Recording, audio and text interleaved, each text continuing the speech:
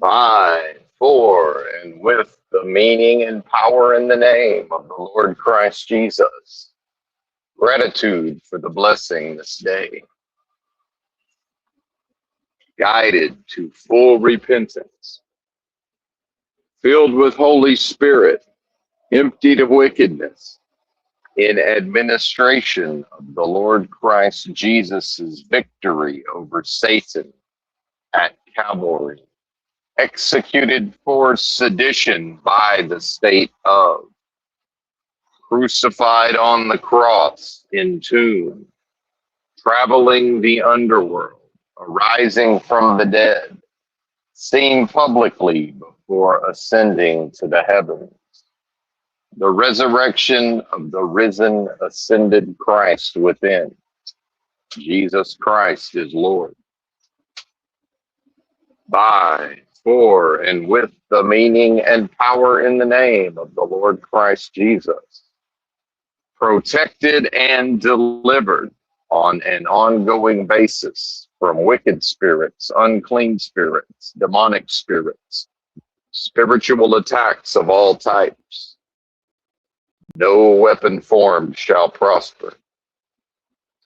Healed and restored on an ongoing basis, mind, body, and spirit. Uncovering and walking the righteous, perfected path that lies within. Thank you, Lord Jesus. Thank you. Protect me, Lord Jesus. Protect me. Deliver me, Lord Jesus. Deliver me. Heal me, Lord Jesus. Heal me. Restore me, Lord Jesus. Restore me. By, for, and with the meaning and power in the name of the Lord Christ Jesus. Jesus Christ is Lord. The Lord is my shepherd. I shall not want. He maketh me to lie down in green pastures. He leadeth me beside the still waters. He restoreth my soul. He leadeth me on the paths of righteousness for his name's sake. Yea, though I walk through the valley of the shadow of death, I will fear no evil, for thou art with me. Thy rod and thy staff, they comfort me. Thou preparest a table before me in the presence of mine enemies. Thou anointest my head with oil, my cup runneth over. Surely goodness and mercy shall continue to follow me all the days of this protracted experience of death, and I will dwell in the house of the most super intelligent power, source, and force of love and creation forever. What's happening? Benton here. We're driving. It's a tad earlier than normal. 10:30 Central, I guess. Now is that really 9:30 with the time change? Not quite sure how that works. Something like that. I guess I got enough sleep. They woke me up. I guess I managed to doze off during the 6 hours of loading. Why did I forget to brush my teeth, man? This is an outrage. They got me off my game. YouTube, everybody talks to YouTube, right? Did Josh Saunders, rest in peace, King Cobra JFS, did he start that? Calling it, talking to YouTube directly? Might have. The late, great King Cobra JFS. Yeah, come get y'all some. Here they come. I say, shit, come get y'all some.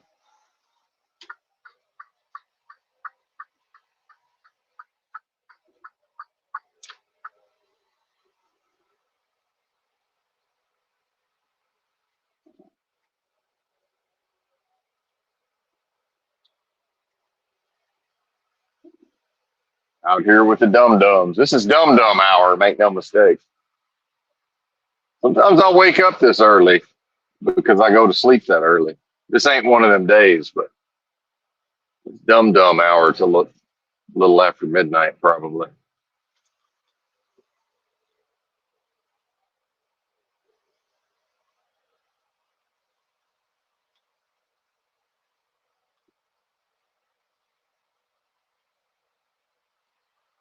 I can't remember. Have I done a live stream since, let's see, Monday? 10 hours. Yeah, I think I did one at the shipper, maybe, because for some reason I thought that would. Oh, okay. I remember. I went live thinking maybe that would make it to where it would be time to go, and that caused the company to contact me to check for updates within 5 minutes, 5 to 10 minutes of starting the stream. But yeah, I was there a total of 10 hours, and then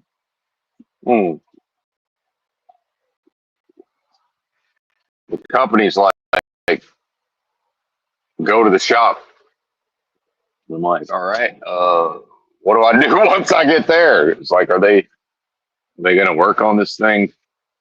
You know, I would have gotten there at like 5 p.m. or 6 p.m. And then I think they figured out that I was just going to go to sleep, even if, and I don't know how late the shop stays open. I think they just work 8 to 5. I don't know. Not exactly sure on that. And before I forget, it's funny, this Gen Z doesn't want to work nonsense. You know, back in boomer times, almost everybody that worked a job worked full time, which was 40 hours, and that's all they worked. The work week used to be 40 hours. So remember, when the old fogies go, Gen Z doesn't want to work. Well, old people, most of y'all's work in life, most of you never worked more than 40 hours. Yeah, sure, sometimes there was the availability of overtime. That was typically optional for those who wanted more money. It generally wasn't, just, oh, we're working overtime as a general rule. It was usually 40 hours. That was the entirety of the work week. You know, at this point, I would say between, side hustles, content creation, gig apps, right? Part-time jobs. Gen Z, even if they don't have a full-time job, they're working 40 hours. They're working 40 hours. And so the don't want to work part apparently is that unwillingness to just give their entire so-called lives to already rich corporations and already rich, business people, right? It's like, yeah, man, they're already rich. There's no honor. There's no honor in making them richer. Dow 50,000. And folks are like, oh man, war in the Middle East, gas prices, affordability crisis. Am I the only one that understands that $100 in a barrel for oil is economic stimulus, at least in the near term? That stimulates the so-called consumer economy. That's how that works, folks.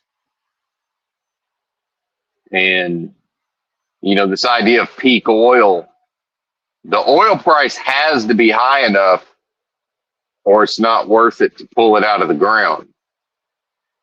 And under the idea that maybe the supply is limited, and of course that's debatable, but that, seems to be the prevailing notion. It's kind of like Bitcoin, I guess. It's more and more expensive to mine Bitcoin over time. More and more energy is required, more calculations. The oil has to be worth more money before it's going to be pulled out of the ground. That's a whole lot of hard working. It's a whole lot of hard working people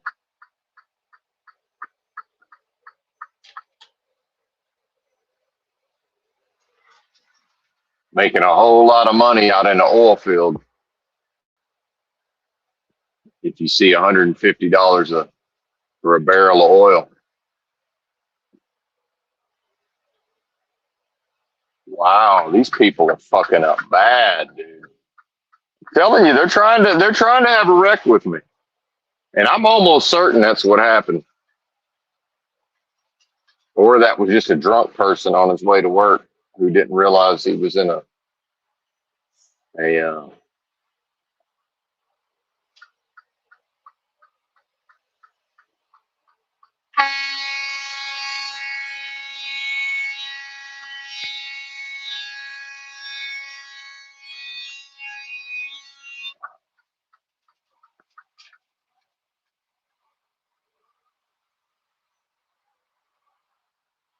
crazy. These motherfuckers are nuts, boy.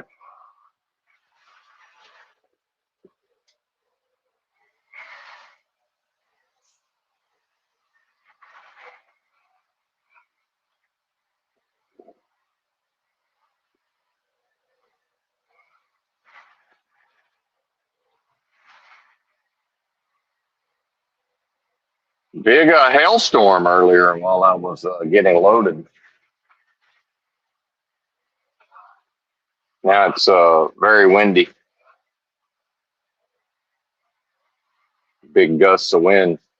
It's funny when I'm in this right lane with the two left lanes, everybody just creeps up on me. They barely creep around, but let me start jumping over into the left lanes to try to avoid some of these weirdos who might be trying to get into a wreck with me in the right lanes. And now all of a sudden they'll start going 90, the same people. It's hilarious to watch. That's what the air horn was about earlier, if y'all could hear that.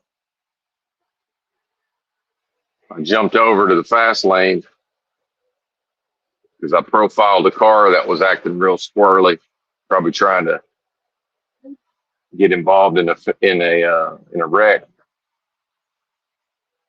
The next thing I know, everybody's going 90 to pass me in the right lane. Same exact cars that'll go slow behind me and barely creep around. Because remember, if you get in the left lanes and you speed, you get a ticket. But if you speed in the right lanes, you don't get a ticket. Apparently, I don't really understand the math on that, but that's how they seem to think. Not that they're thinking, of course. And hilariously, during all of this, 10 hours to get unloaded, so that effectively killed any potential productivity that day. And then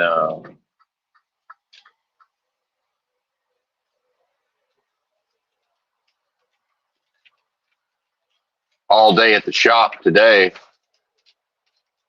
didn't get out of there till like 2 p.m. And then had already had the conversation with the dispatcher about not wanting to drive all night after being up all day. And look what happens. If I hadn't managed to actually get in a nap while they were loading the trailer, it'd be the same thing. And some of these shippers won't let the trucker stay there. So I was just going to finish my nap, and they probably would have left a little after midnight. They were on top. They were on top of my ass. I'm like, no.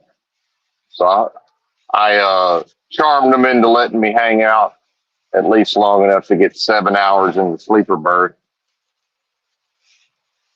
in case we need it later.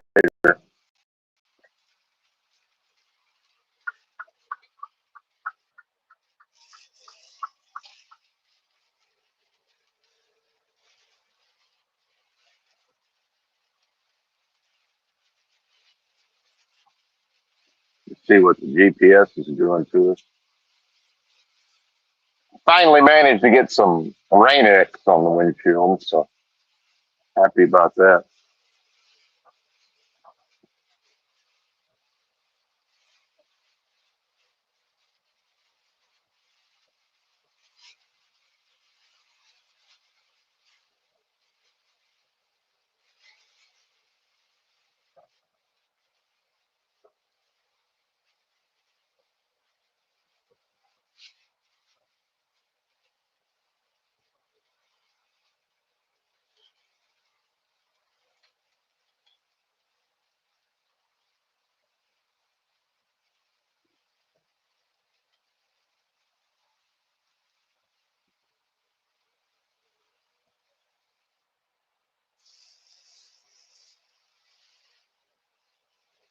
The more I think about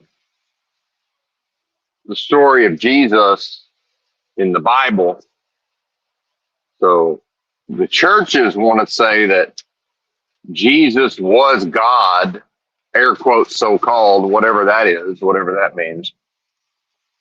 Is that defined in the Bible? Does the Bible say this is God is love? Is in there somewhere, but it's all a bit curious. Yeah, Heavenly Father, notions of that, but it's all a bit mysterious, perhaps. And so, can air quotes so called God die? And most folks seem to, not that it matters if they agree or there's a consensus, but that does seem to be the consensus. I-55 closed at I-80. Well, I don't think that's us. Oh, we're almost there anyway. I'm glad there's signs to tell us right before if there was traffic to hit. Okay, well, good to know.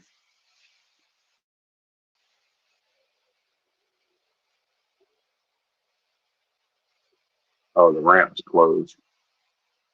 Either way, so this notion of Jesus dying for your sins, that's a bunch of nonsense poppycock lies. That's what that is. So the churches in America, the Christian churches, either don't know what the fuck they're talking about and or are lying to the people. Because how could how could God die for my so-called sins if God can't die in the first place? And then it does speak to the gaslighting and the inversions of this world. You know, sacrifice to Moloch from day one by the parents, and then, you know, symbolically representing the highest possible value, you know, the value, right?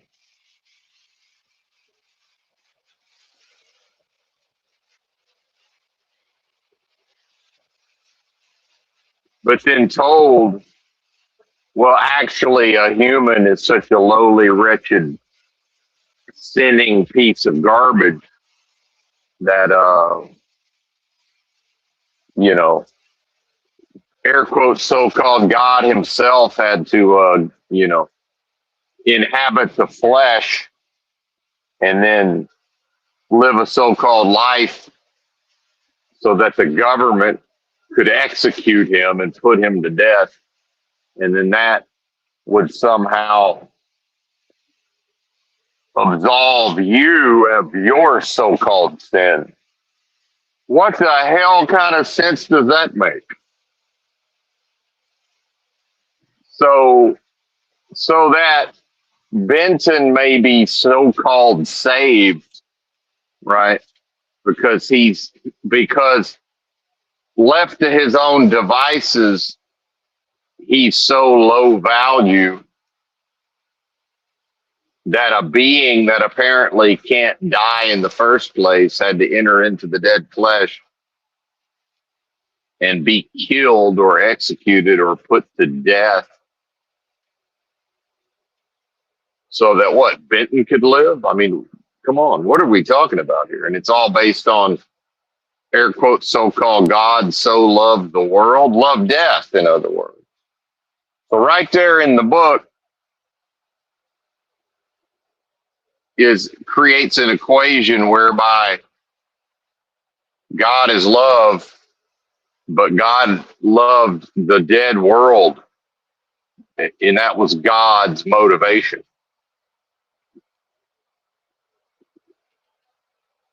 Well, if God is love, then that's a phenomenon. That's see, the idea of God loving a world of death and then behaving based on that, that's an inversion. And what's the inversion based on?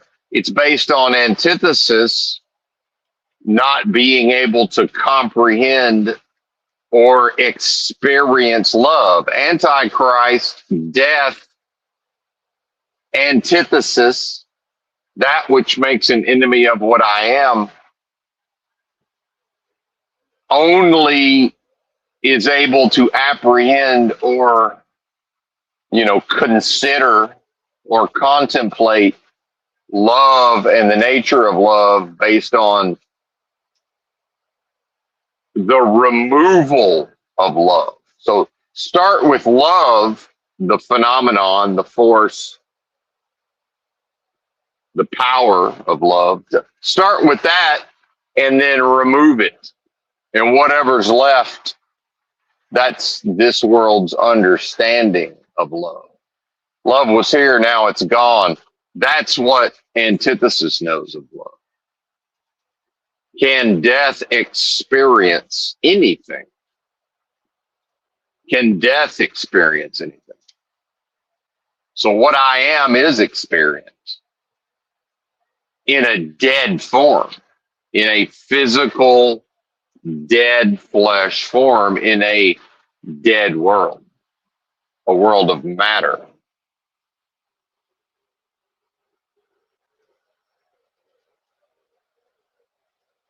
Oh, thank you. Thank you, Jake. I do appreciate it. I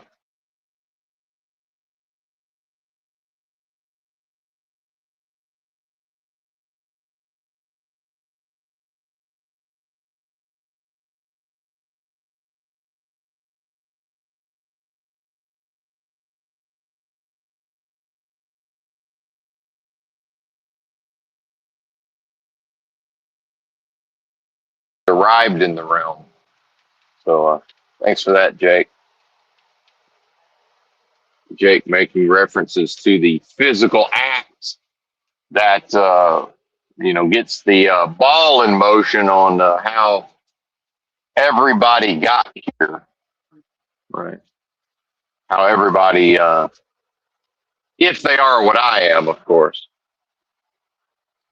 it's hard to say,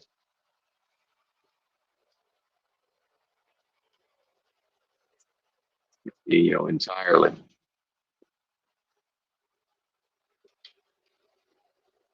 Something else I've noticed is a phenomenon of people trying to pass and change lanes and do all of these things, but slowing down while they're doing them. So I got a faster moving truck up ahead, and it decided to go from the left lane to the right lane. And for some reason, he needed to slow down to do that, only to speed back up. So, that's I'm seeing that more and more where people make their lane change, then slow down, but then they speed back up. Like, why the slowing down? Very strange. In fact, they slowed down so much that I slowed down. I dropped a couple of miles per hour to maintain a safe following distance. Very strange, man. Very strange. And that's a big truck.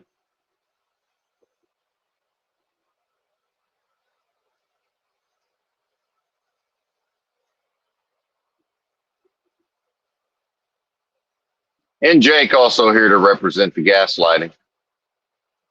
And that which Jake makes an enemy of what I am.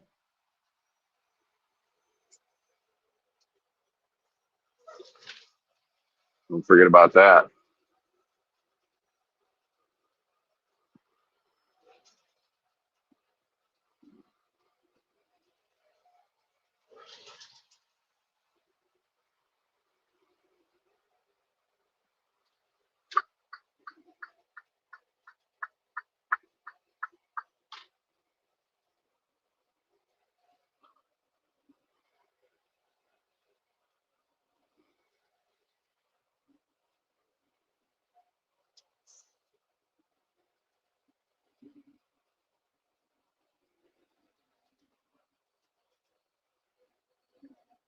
Now they're trying to follow big trucks at 50 miles an hour on a wide open interstate.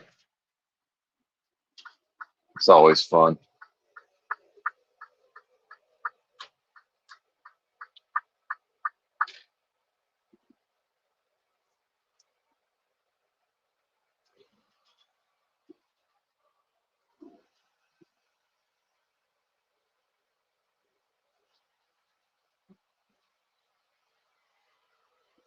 Yeah, they're all going to do it now. It's the hot thing to do. Who gets to occupy that valuable space right behind Benton's trailer? That's the place to be. Well, we'll just go 50. I mean, it's not like I've got deliveries. It's not like I've got 5 deliveries to make or anything.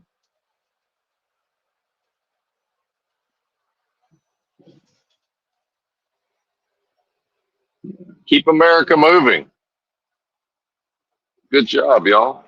Keeping America moving.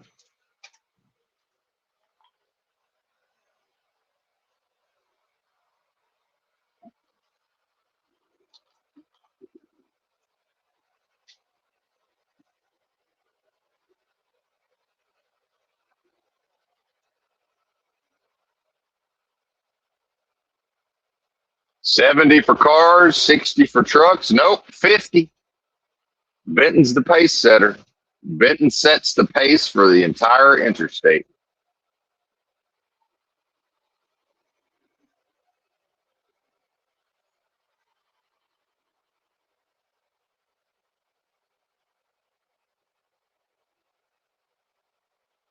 Now they're starting to figure it out. Wow, he's really going 50. I guess we'll pass him after all. Then every once in a while, one car just driving normally, he's cruising almost damn near 80. Like, what the fuck's wrong with these people? He's probably thinking, these weirdos.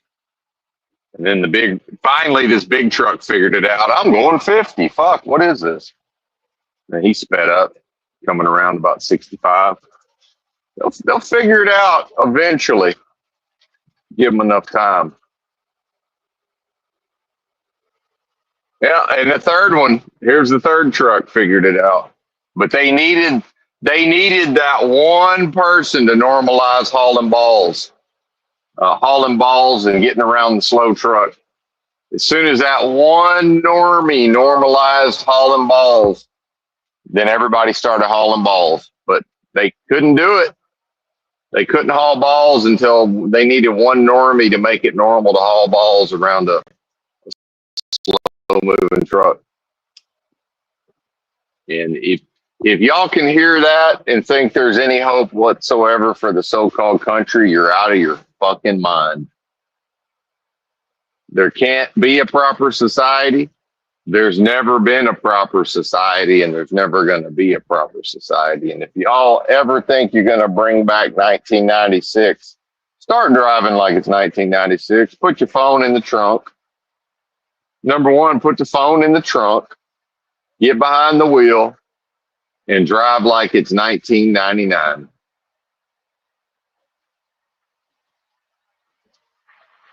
That'd go a long fucking way.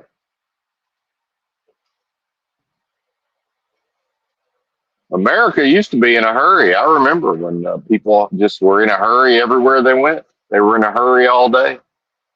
The so-called rat race. Not anymore. Uh-uh. Nope. The leisurely pace these days. Every once in a while, it'll be everybody's going to work, and it'll be kind of hustle and bustle. Every once in a while, everybody's trying to rush off and do whatever they got to do on a Friday afternoon.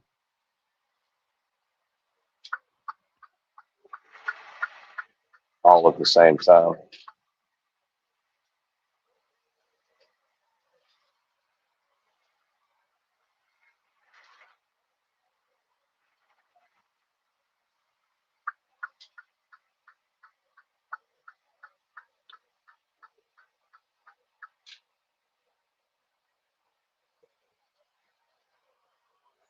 But yeah, back to the God talk. So a being that can't die because it wasn't born in the first place, you know, again, a phenomenon that apparently has always existed,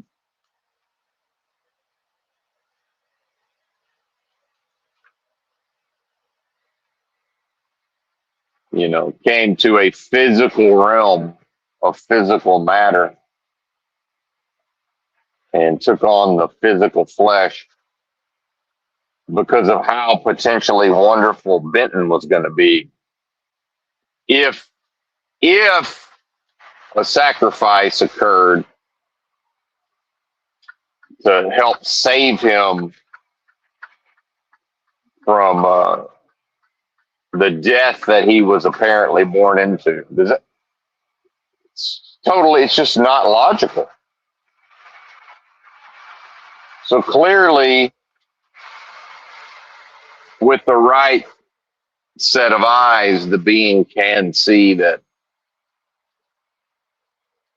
the Christ story is about a process of transcending the limitations. The limitations of what? The protracted experience of death. See? And so now we see through a glass darkly, perhaps, in the nature of commenters such as Jake in the chat, who do have an ability to fake a personality to some extent, and as do I. As do I, Jake. And none of this is meant as an accusation, but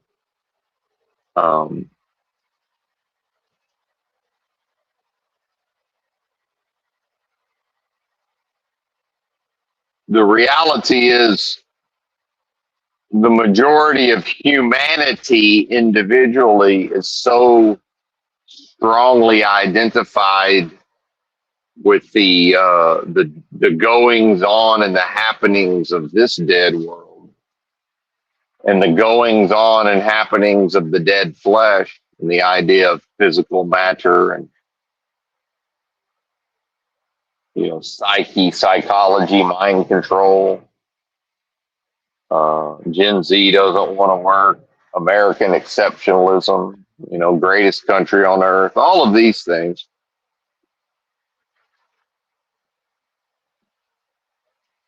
And until the process occurs, or the processes occur, the processes to begin to grow, change, and evolve beyond through what? Something known as Christ consciousness. And it's funny how many of these concepts are in the Bible. The idea that the Bible talks about, the first Adam was made a living soul. And so now would that be, air quotes, so-called God in the flesh, right? Experiencing death, is that actually describing the process of subversion? See, the subversion of the creative force of what I am into creating a delusory and illusory realm. Doesn't Genesis talk about something about breathing, forming Adam out of the earth and then breathing life into him, right? With the breath. And so, what is that? Living the breath of life, so-called.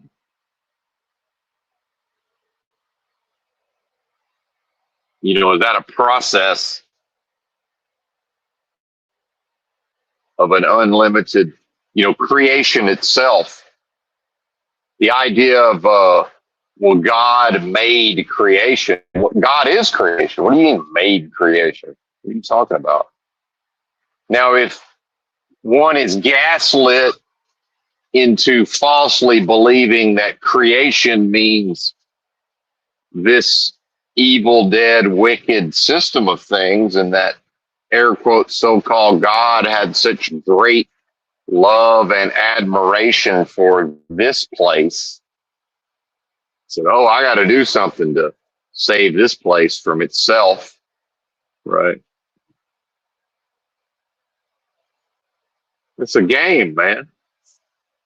It's a game.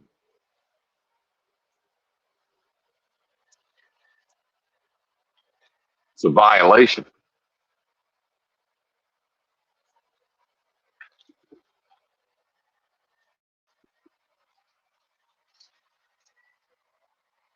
Now, by observing, right, I'm, Benton finds death, a process of death, a protracted experience of death. That's a helpful way to, apprehend and grasp onto, although that's not the proper term.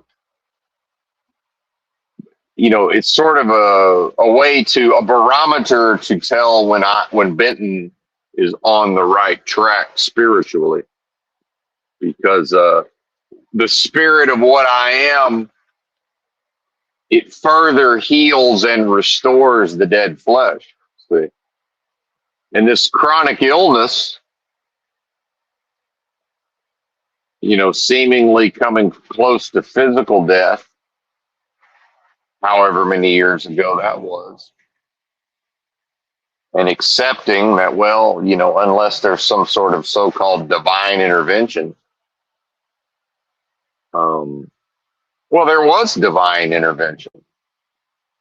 Now, the being didn't understand at that time that it was worshiper and an object of worship contained within the space, the continuous overflowing of the spirit.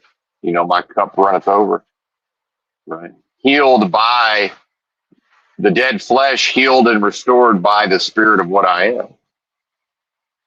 So,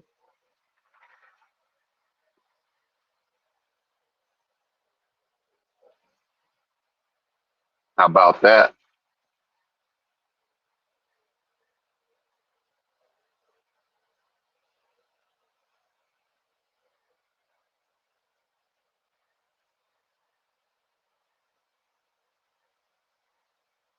A great deal of healing, waiting 10 hours to get unloaded. And some of that is, in the past, a lesser evolved earlier form of Benton would have been too agitated and annoyed and frustrated and angry and put upon and felt under attack by truck driving, right?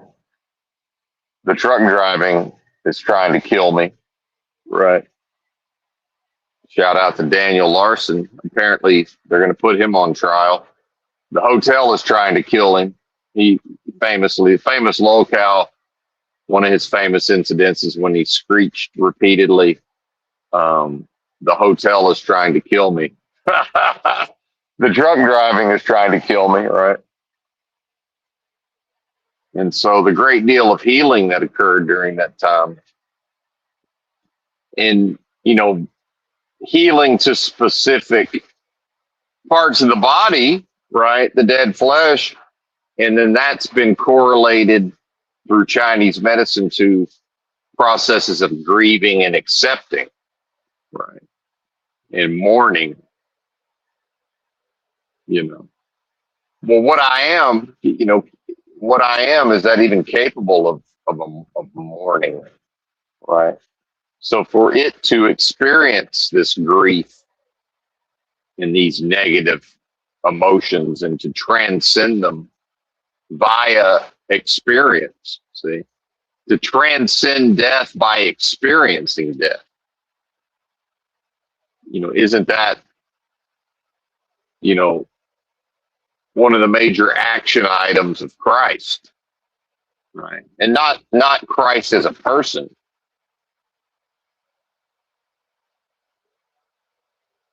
So showing the way towards that. Hey, have a goal of being Christ-like.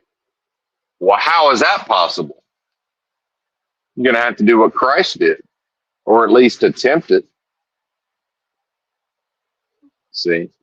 Well, we know behaviorally it's not going to work to just try to be perfect or to, you know, experience desires and then just white knuckle, you know, resist urge and desire of the wicked, fallen, craven, decadent, and depraved dead flesh.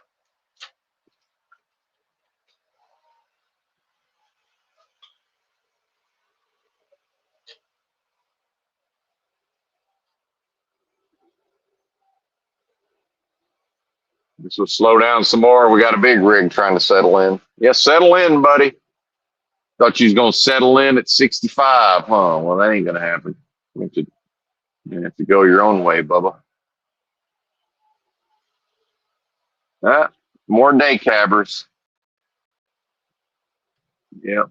Line haulers.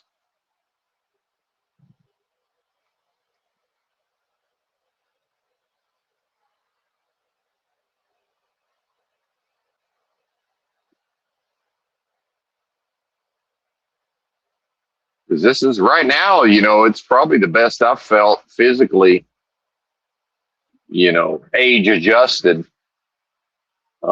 in my entire adult so-called life. And a lot of that's based on this, a lot of pain. A lot of pain has been healed, released, and cleared. And that continues on. So now with the meditation and the breath work, you know, I see I wasn't aware. The awareness wasn't there in the past of, you know, while doing the meditation and the breathing and observing the breath,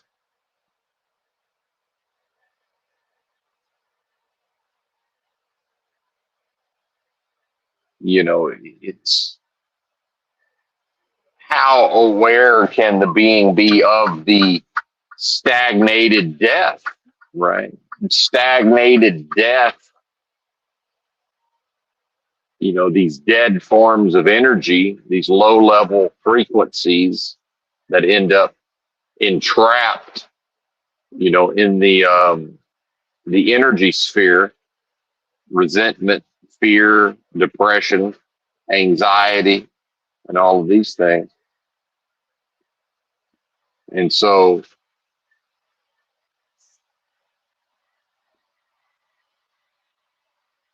all that's left now is the parts, the resentments and all of the, as just described, all that's left now after many, many years of healing, restoring, and clearing all of this on a daily basis. What's left is the most difficult forms to clear. Well, of course, that can only happen when the practitioner, in this case, Benton, internally bootstraps and reaches lofty enough heights within himself as to be able to perform on such a high level spiritually. And you're listening to one of the highest level spiritual performers that's drawing so-called breath in 2026. Yeah. Give me a few more years, I'll put myself up against that llama. Now, that llama probably not all he's cracked up to be. I'll be right up there with that llama. What you think about that? Say, hey, llama, is the llama still around? Or did he pass? I think the llama's still around, ain't he? Llama kind of looked like Hunter S. Thompson. Anybody notice that? Or maybe as he got older, Hunter S. Thompson started looking like the llama.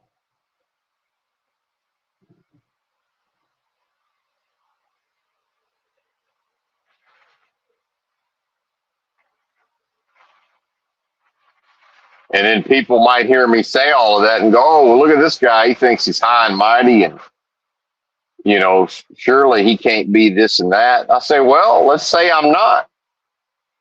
Compared to y'all, I am. So, I mean, you know, you can't divide by zero. That's true. But, you know, like my father,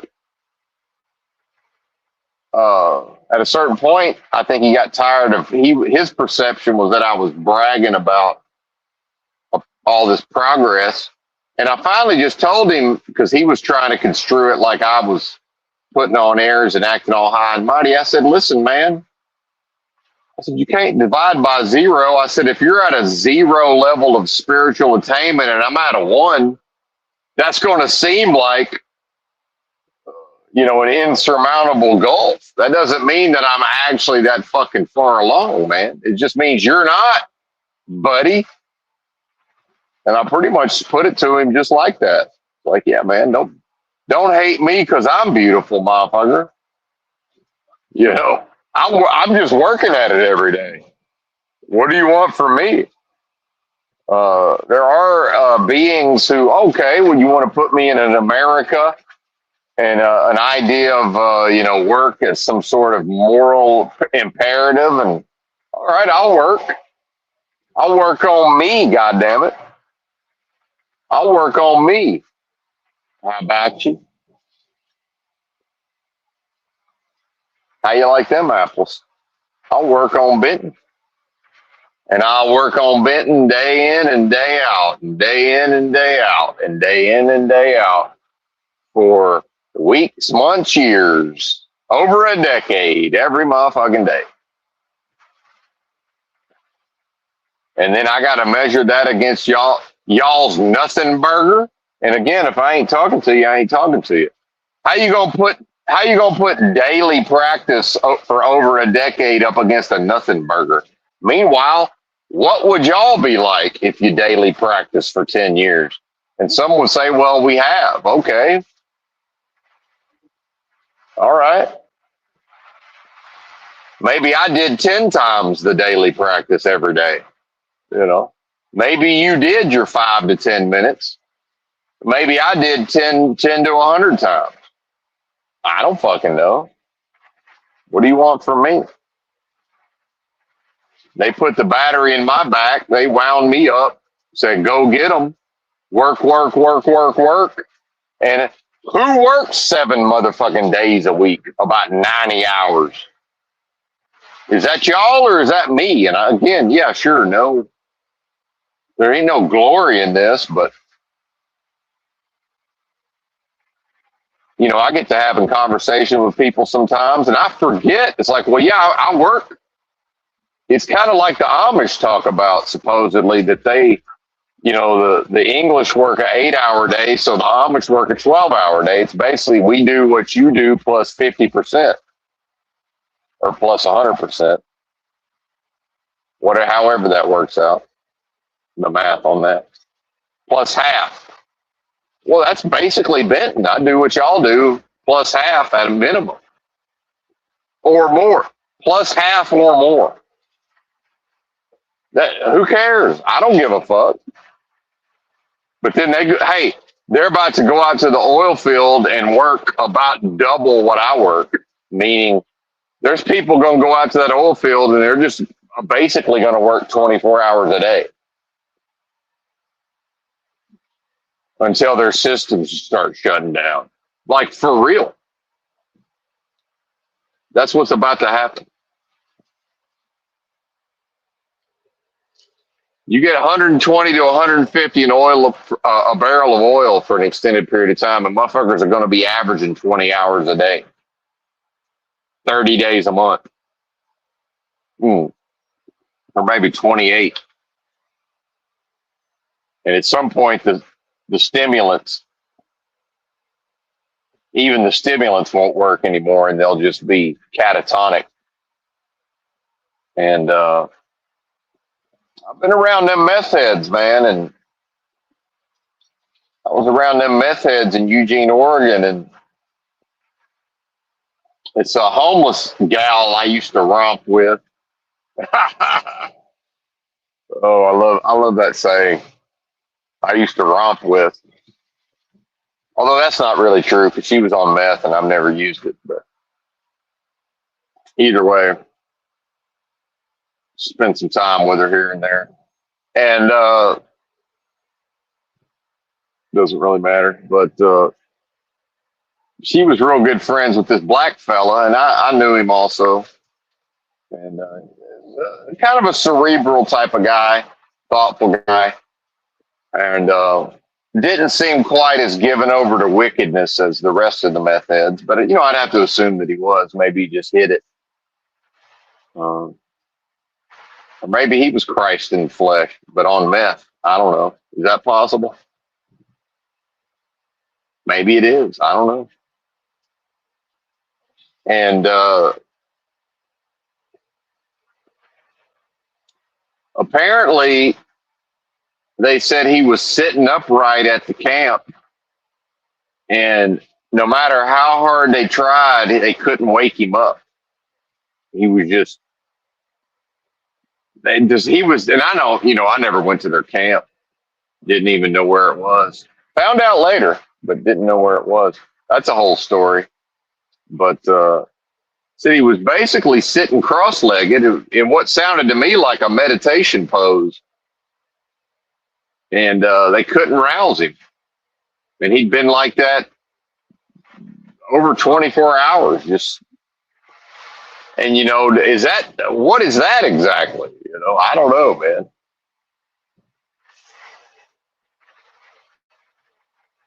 Because apparently sleep deprivation does become fatal at a certain point. What I knew of this fellow was, I was under the impression he just didn't sleep at all. There was just didn't go to sleep. And I guess eventually he came back to consciousness. I don't know how long that was.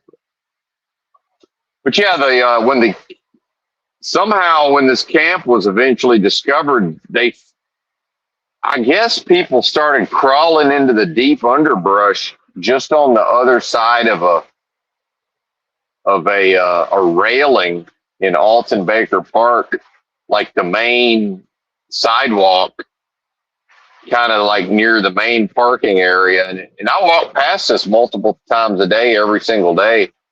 Never heard anything, never detected anything. And apparently anybody passing by this area, it wouldn't even occur that there could be people camping nearby.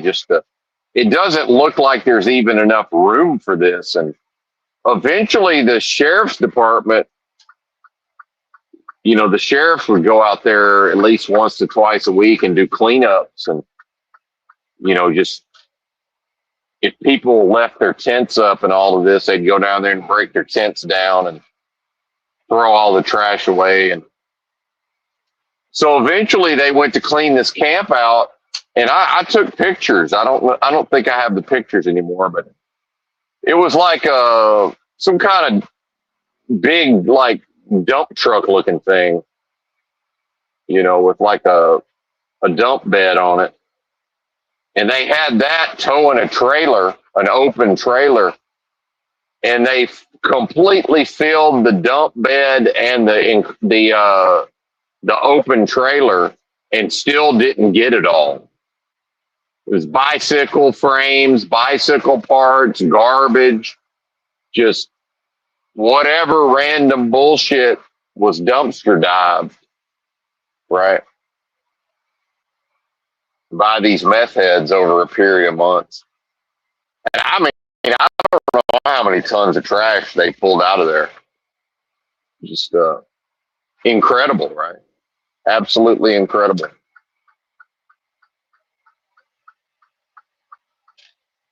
What humanity is capable of. Humanity's capabilities are certainly incredible. Talk about death.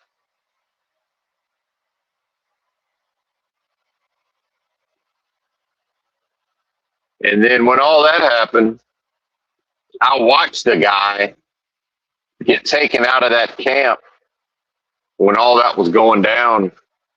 And I saw the news stories where he was arrested for a simultaneous possession of methamphetamine and firearms. And then Like 2 weeks later, I was riding the bus. I look out the window, and there he is, just going down the street on a bicycle. And I'm 100%, I'm 100% certain, same fella. But wow, I don't know what to make of that exactly. And I know people go, "Oh, snitch or informant or whatever," but it's like, yeah, maybe, but I mean, it was common fucking knowledge that this guy went through this. I don't. How does that work? Did just nobody care? Maybe just nobody gave a shit. I don't know. It's just bizarre.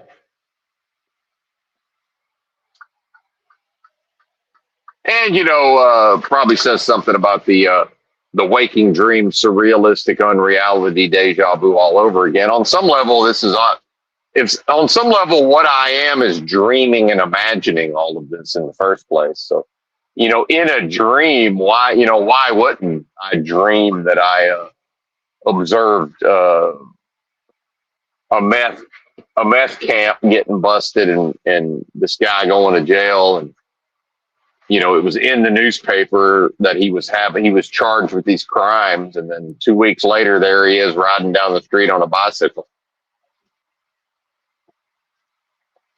Why not? Why wouldn't that be the case? Makes total sense to me. Did not make that much sense at the time. Now this was before Oregon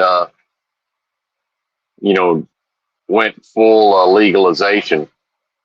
Now, certainly small amounts of these substances were decriminalized, but at the time, but I mean, this guy had like several ounces of meth.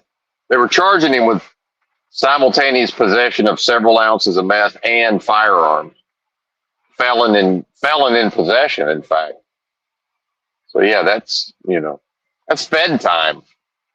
If the state doesn't want you, I don't fucking know.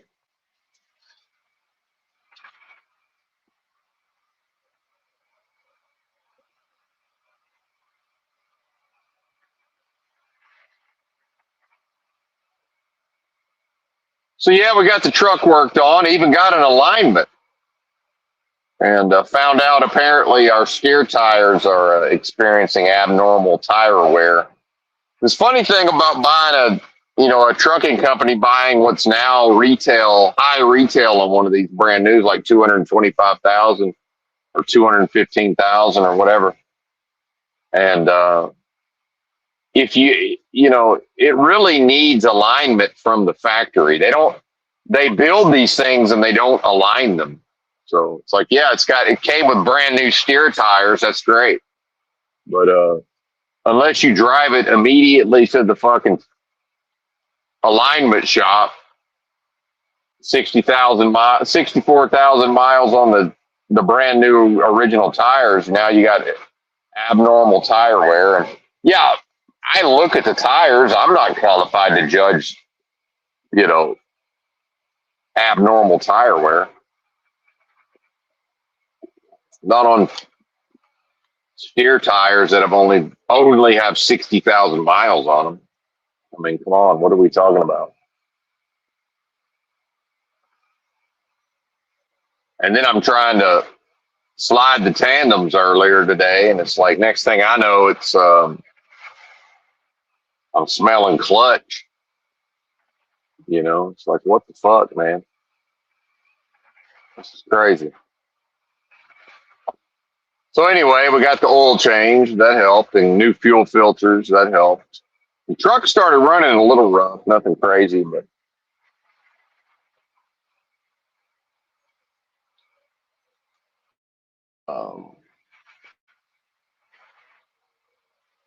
apparently there was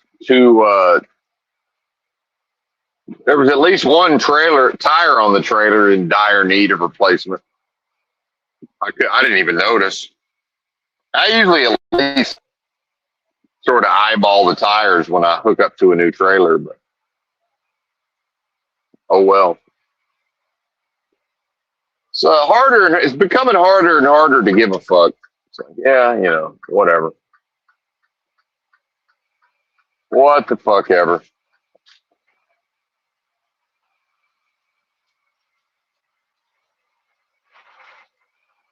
And I guess we had a light out on the trailer too, according to the mechanic. Like, all right, well, guess I missed that one too. And then they replaced the front bumper with a cheap knockoff, but I don't give a fuck. It's like this matte black finish instead of it used to match the white paint. Now you know the color of my truck. If you didn't already, it's white. But anyway, is it finally 70? It's finally no longer 60.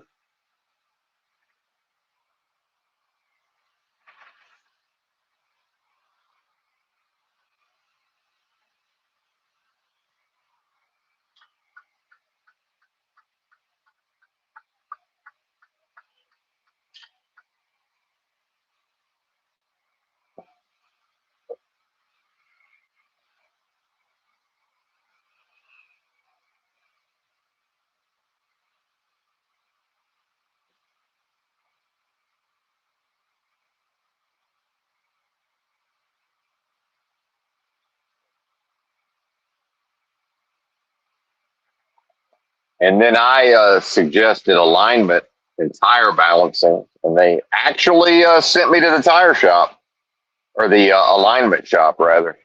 So $510 to align the tractor and balance the steer tires. They also installed a shim that's supposed to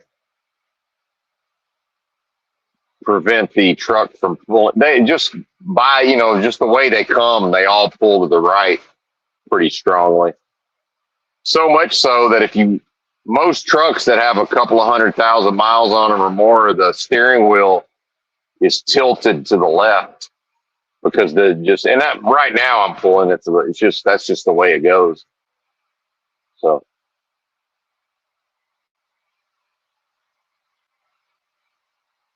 now some of that is also if the driver falls asleep, they'll go off to the right instead of going, through the median into oncoming traffic.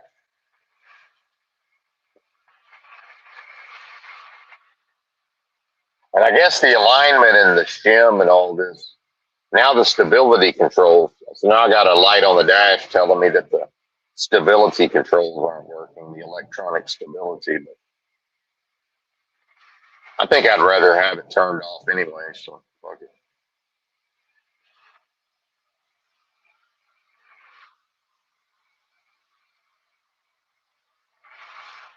And I have a button to disable like the traction control and the hill assist, where to keep you from rolling back. But actually, there's no way to turn that. We don't have a button to turn the stability off, so I think I'd rather have it off anyway. It'll probably turn itself back on at some point.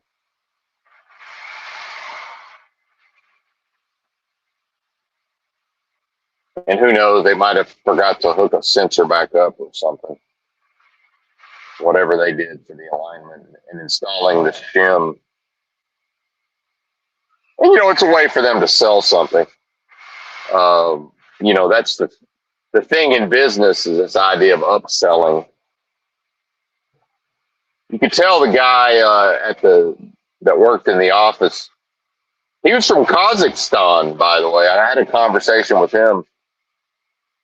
Seemed like an interesting fellow, but I could tell he was kind of nervous about the idea of, having to go into a salesman pitch, and especially, not as a native. He's not a native English speaker. And I just said, hey, man, it was kind of funny because he was trying to describe it, and I'd already been to when I looked at their Google reviews, they had a little video on their Google Maps page, and it actually succinctly explained what this shim does. So I just cut him off. He's like, yeah. I said, man, I watched the video. He's like, what? I guess he didn't know there was a video. I said, yeah, it's right there on your Google Maps. And I said, furthermore, you're going to have to call the owner of the company because I'm not calling him to try to explain all of it. It's like, well, he doesn't want to talk to me to try to listen to me explain this. You call him, you know. And I'm not authorized. I can't authorize this anyway. So you're going to have to call him. They did it. I don't, whatever.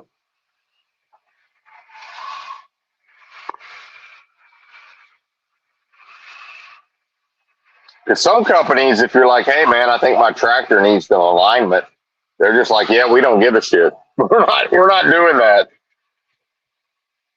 I'd say probably half the companies I've worked for or worked with are like, nah, we're good on that. No, we're gonna let it ride. That's what I was trying to explain. Because then, now the guy at the alignment shop, he wants me to tell him like, well, which way is it pulling? And I'm like, I don't really know, man. All I know is I'm having to do way more corrections when and I've banged up the same side of the truck twice now. I've been banged into stuff, so I don't fucking know. Because the reality is, if I just jump in a truck and it just kind of tracks however it tracks, and half the companies aren't gonna pay for the alignment anyway, it's like, yeah, I just learned to live with it. So the only reason I even noticed is because it used to go pretty fucking straight from my standards. But then he's like, he's wanting to find out which way it's pulling. I'm like, look, they all pull to the right to some degree, so I can't fucking tell. I said every truck I've ever driven pulls to the right to some degree, so I don't know what you're talking about. I'm just used to it. And then, I'm trying to explain all this to somebody who's never driven a big truck and probably never will.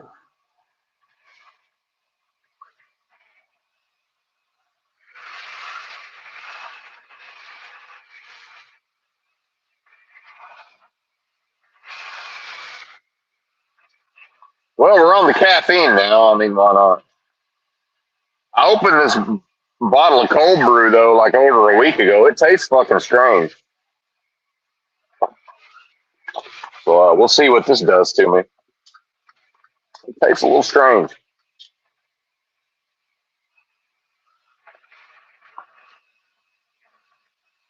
I believe it's turned. I believe it may have turned.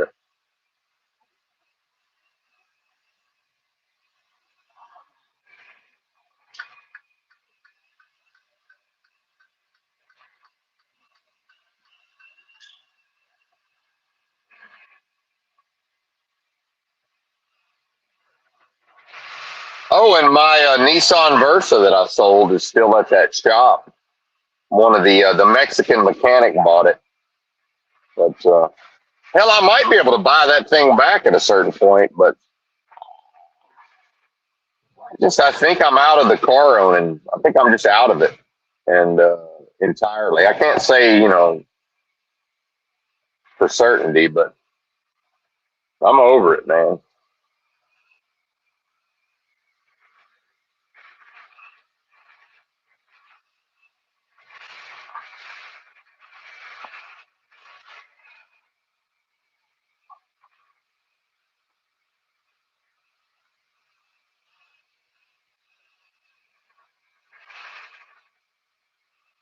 But I'd say this: if he wanted to fix the motor mount, uh, replace the other ball joint. For some reason, I cheaped out and only had one of them replaced instead of both.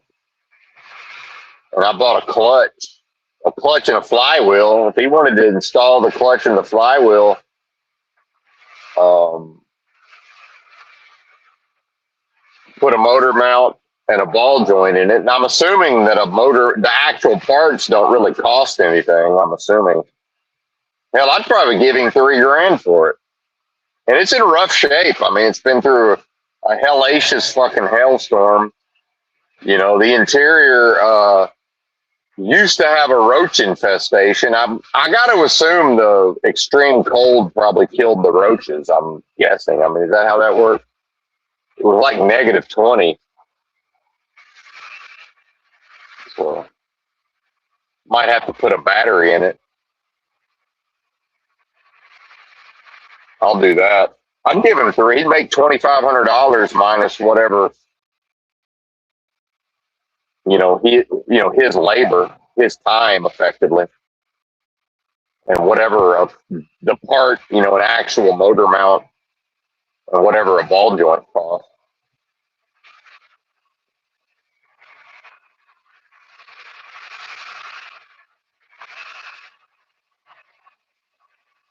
I'd probably want to just go ahead and I'd probably give him a couple $100 and say, go ahead and get new tranny fluid, even though I don't even know that it needs it.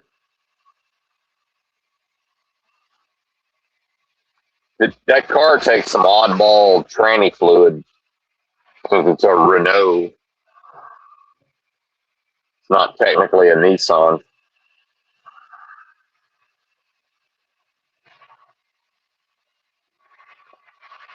I think the engine's Nissan, but the transmission, I'm pretty sure is.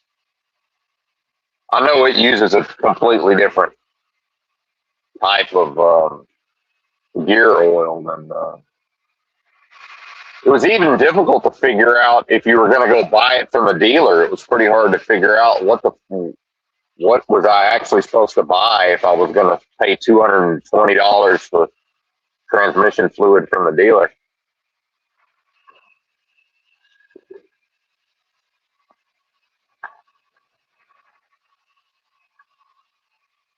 But I don't know, man. I'm not into it.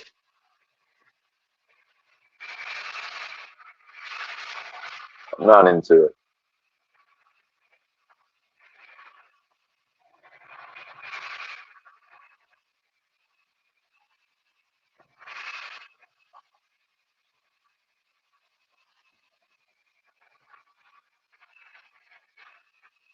What am I going to do? Drive my happy ass to LA again?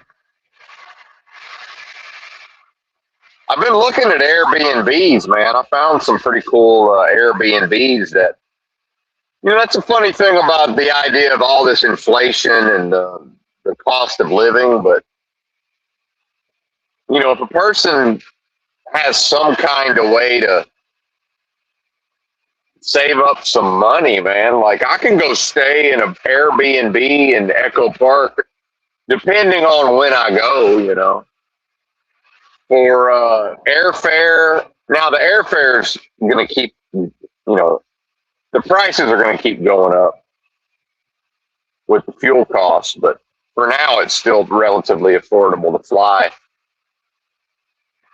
I could actually fly, like I could conceivably stay with this company, just be like, hey man, I'm taking July and August. I'm just not working July and August.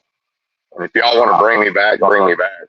And, if you want to keep me on the books, I guess I just won't smoke weed, just in case y'all try to send me for a fucking random drug test or whatever. And I don't know how it works. Maybe they have some kind of way of just not sending me for a random test for a period of time. I don't fucking know. But I could go to LA for 2 months with I could fly round trip first class from Chicago to LA and do 2 months in an Airbnb in Echo Park, which is one of the trendier neighborhoods, for less than five. And I mean, I'm talking about having total access to none of it with no shared living space, right? For no more than $5,000. It's like, oh my God, it's not a lot of money, folks. $5,000, not a lot of money. If you look at what it costs to just so-called live, to exist for an entire month anywhere in the country, if one is paying rent or a mortgage, I don't pay rent. So if I was like, okay, I'll just choose to pay rent for 2 months, round trip airfare and 2 months of rent in a trendy neighborhood of a major city, the second largest city in the country, for less than, let's just call it $5,000. Let's aim high and call it $5,000 for 10 weeks. 500 a week. It's not a lot of money, y'all. It's just not. I don't care how you. Well, 8 weeks. Let's call it 8 weeks. 60 days. What's okay? $5,000 divided by 60. It's less than $100 a day. Not a lot of money. $100, it ain't shit, right? It's just not. Now people say, "Oh yeah, it is. It's this." Yeah. Listen, I understand what I can buy with $100. I feel myself getting annoyed. So just a moment. Temporary, temporarily falsely identified with this world as if money could contain enough life, as if symbolic, all powerful beingness could ever, give a fuck about dead money, right? That's a violation. Boy, that wind is crazy right now. I can barely hear myself. That's how loud the wind noise is right now. I can barely hear the podcast or the live stream. Shout out to double digit viewers. Although, since I'm commenting on the number of viewers, it may go down. Who knows? But anyway, I believe these false identification is now over with. So, yeah, not a lot of money, folks. It's just not. It's just not a lot of money. If you can shoot, somebody can say, "Well, sure it is." It's like, yeah, okay, but it's not. That's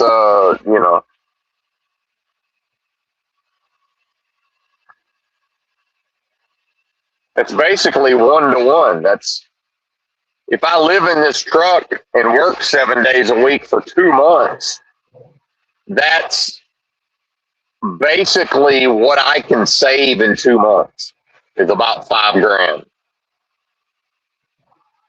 Conservatively, actually, I can save more than that, but you know. And shouldn't I be able to, if I'm willing to bust my ass and put in all this work and hustle and grind and drive all fucking night at times? Shouldn't I be able to just fuck off for 60 straight days and do what I like to do, which is walk around a trendy neighborhood of LA, right? And does that need to make sense to anybody else? What I experience artistically and visually, and what I take in, and the further healing and restoration, the walking around all day, I do need the exercise at a certain point. I mean, does that need to be justified?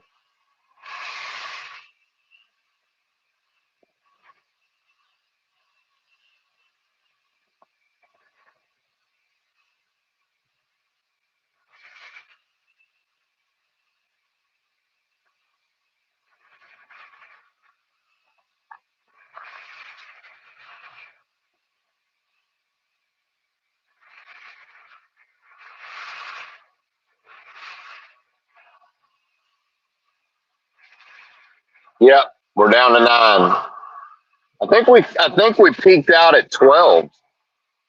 That's good enough. I'll take it.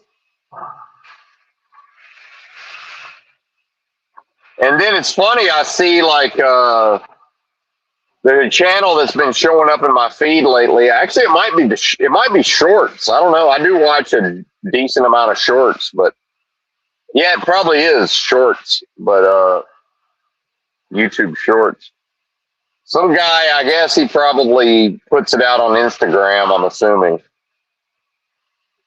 people that are willing to show off their apartments in New York the city. And so they start out by saying what so like the thumbnail for the short, it shows, well, you see like a picture of the person on the street and it says like their rent is however much it is in New York. And then, you click on it and it's filmed like they're just running into this person on the street, like, hey, how much is your rent? And they answer, oh, it's $2,000. And, oh, can we go look at your apartment? Oh, sure. Let's go see my apartment. It's sort of as if that's, happening organically. But either way, it's interesting. And,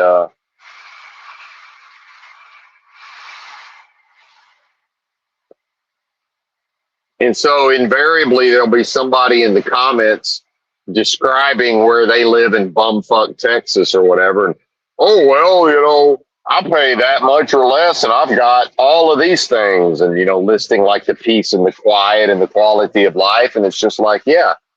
And none of the awesome things that the big city has to offer. And it's like, yeah, I understand that, much of the middle part of the country is so dead inside, right? Or they're so cut off. If they are, again, what I am, this little light of mine, I'm going to let it shine, Nancy Pelosi's MS-13 spark of divinity. If they're so cut off from that they can't enjoy all of the artsy fartsy, what the big city has to offer. And it's like, yeah, fair enough. Who cares? I don't care that they can't experience that and they can't appreciate that. But why are they trying to make me wrong? Because I am able to appreciate those things, right? And, maybe some of these people go walking around their back 40 if they have property. Like, why is middle America so obese? Well, part of it is they wouldn't be caught dead walking, they ain't walking anywhere. Why are the city people much of the time, in lower body weights and in better physical health, right? Well, number one, you got higher quality food in the big city. I hate to break it to you, middle America. On average, y'all's food is worse. What I bought at the grocery store in Los Angeles was higher quality than what I get in your random super center in Indiana. They say, oh, well, even if I go to Walmart in Los Angeles, it's still better quality food. I hate to break it to you. It just is. The restaurant food, higher quality. It's just higher quality than what you're going to get in the less populated areas. That's just how that works, man.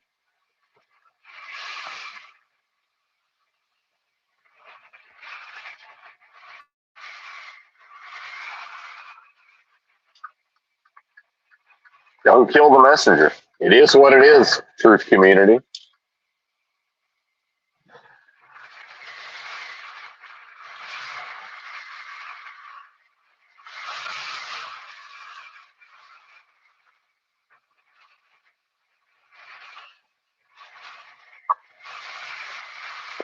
I'm still toying with the idea of buying a truck and going out to the oil field, but I don't know if that's going to happen or not.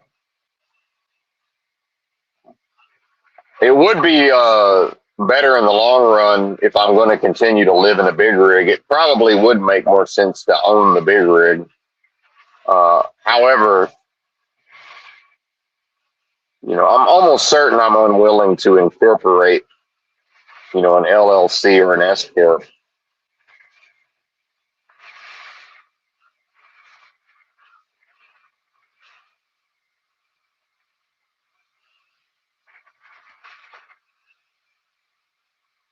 And then what? You end up double W-2ing yourself? I don't know if I can W-2 myself. Why can't I 1099 myself? I don't know.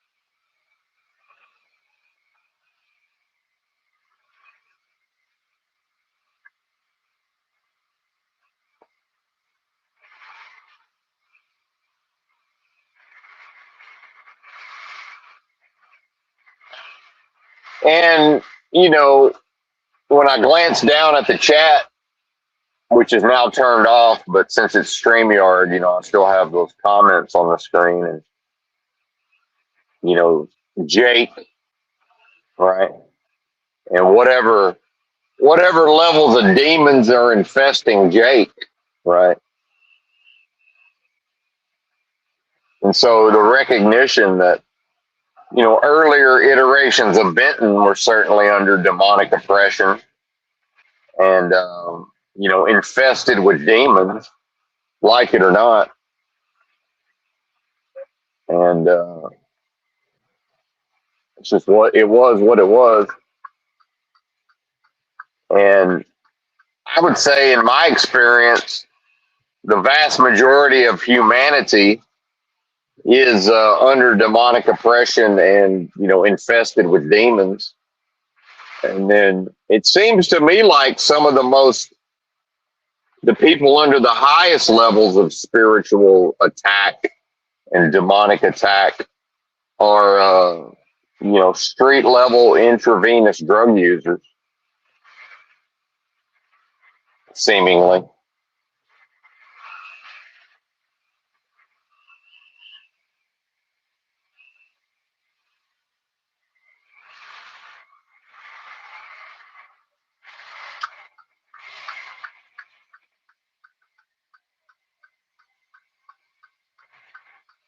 And I don't have a dog in that hunt, Jake. That's your problem, partner.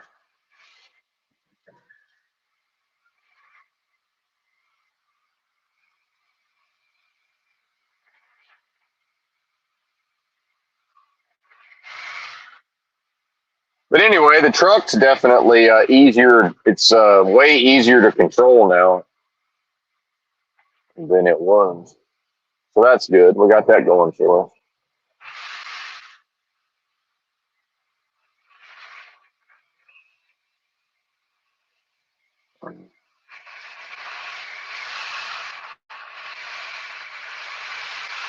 But I don't know. Maybe I will try to work this summer. We'll see. I think the truck actually idles above a certain temperature. It doesn't idle below a certain temperature, but it got hot enough one day, and I'm pretty sure the truck just ran for a couple of hours. Because usually it shuts down at like 30 minutes. The hell, if they're going to let me idle instead of having to try to use the opti idle and the battery system and all of that, I don't know. Maybe we might just try to make it through the summer. Who knows?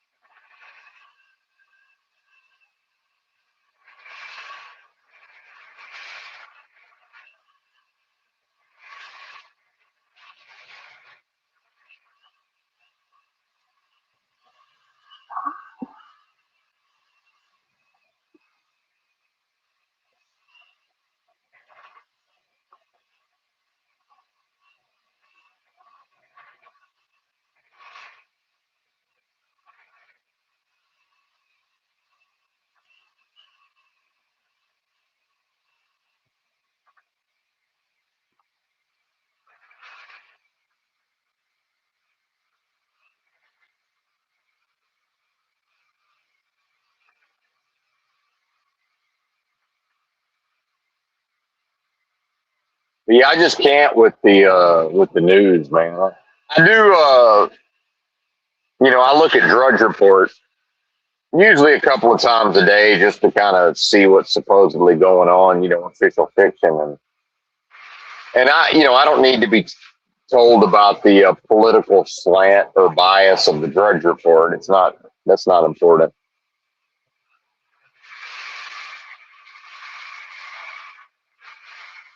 I'm savvy enough to factor in a political bias. It's not going to make a difference. But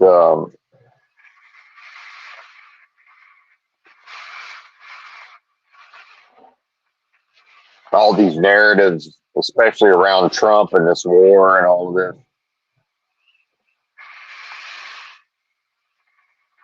kind of funny. Kind of, and then Putin. the Putin angle.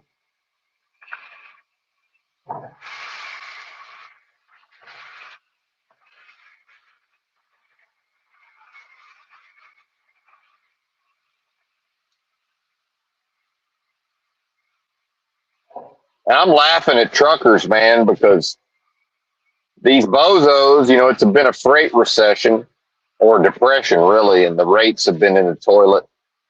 And then the rates have, you know, improved, I guess would be the way to put it. They're not as bad as they have been.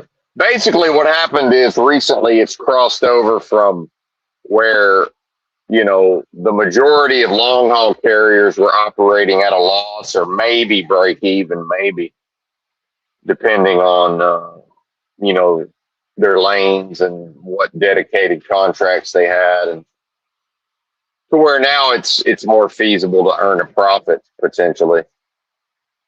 And I've been looking at these YouTube videos for months now about recovery, the rates are recovering, and I'm like, well, there's really nothing to point at to say that that's going to happen. But let's say that they do. Well, now you got $5 a gallon for diesel.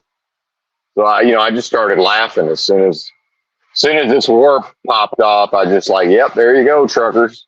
You think y'all are gonna get ahead? Sure, you're not. And I'm not rooting against them. It's just, and their idea that the government's cleaning up the industry and the foreign drivers and yada yada, and now the rates are going up. Like, all right, well, is the government really doing y'all any favors? Because here comes skyrocketing diesel prices.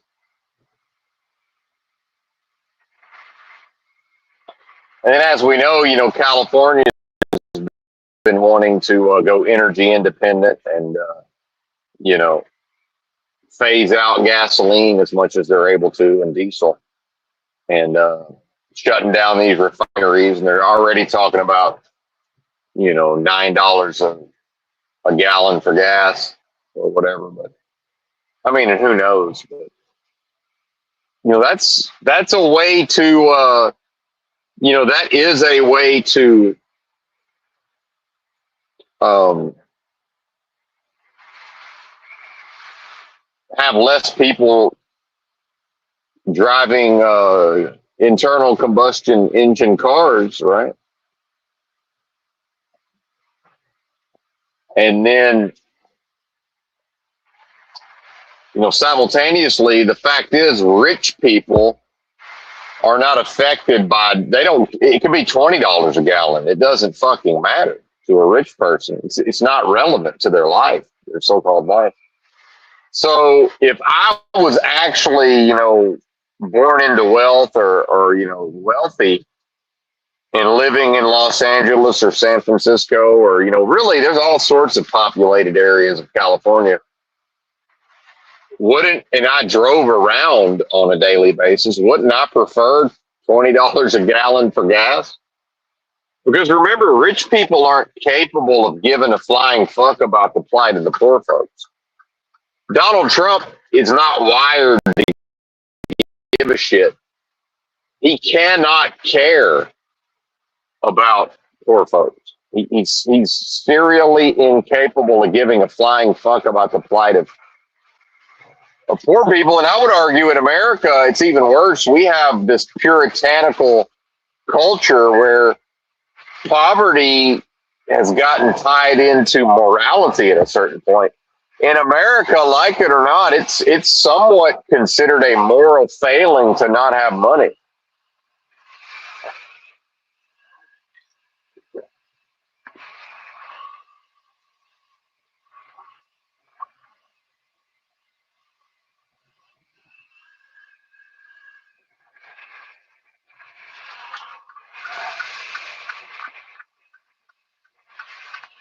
And so if I was an actual wealthy person who was incapable of giving a shit about the plight of poor people, and I want to drive around LA or San Francisco, People may not realize San Francisco Bay Area has fucking nightmare traffic also. So does San Jose, a lot of these areas. Fresno, potentially. And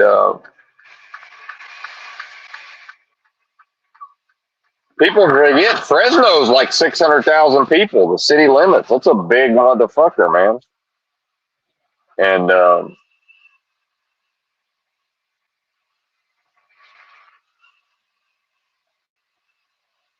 even Bakersfield has traffic. But either way, it's like, yeah, if gasoline doubles from here in California, that's just to the rich people. It's easier for them to drive around because poor folks are still going to have to drive, a lot of them, but they're not. They're going to have to combine trips. You see what I mean? Like they're not. They're going to have to be way more selective about where they can't just willy nilly drive all over the place.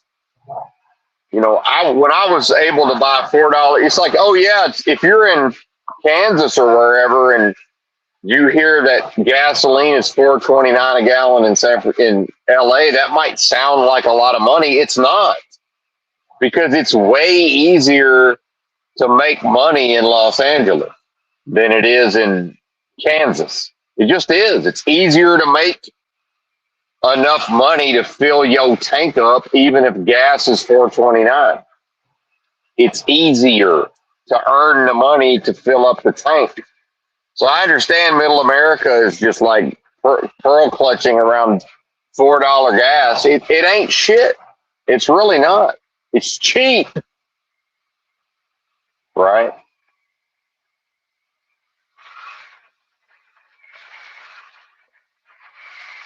Adjusted for inflation, what in 1980 money, what was $1.25 for a gallon of gas? Because that's what it cost when my dad opened his. Actually, when my father's father opened what later became my dad's gas station. Talk about a Nepo baby. In my hometown in 1980, gasoline was $1.25 a gallon. Also known as all-time highs adjusted for inflation. What's that in today's money? It's over $4, I'm pretty sure, isn't it? Run the inflation calendar. Compare it to the minimum wage. A gallon of gas in 1980 in relation to the minimum wage is way more expensive than today. I don't know. What do you want from me? It is what it is.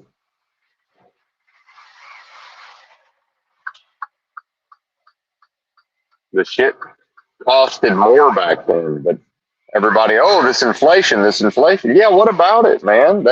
They lived through it in the mid 60s all the way through the early 80s.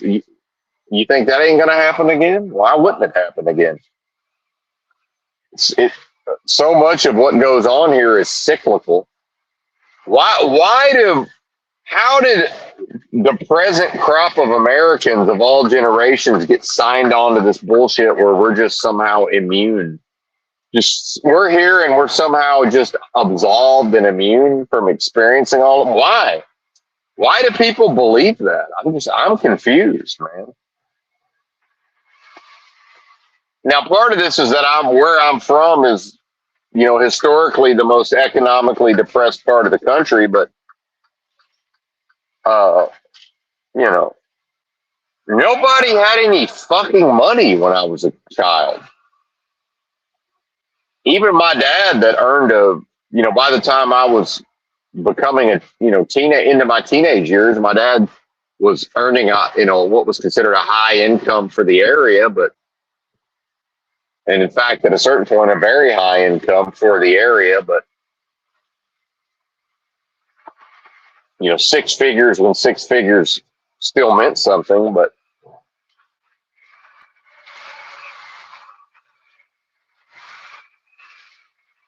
$250,000 in the 80s, closer to a milli today, but probably 750,000 in today's money.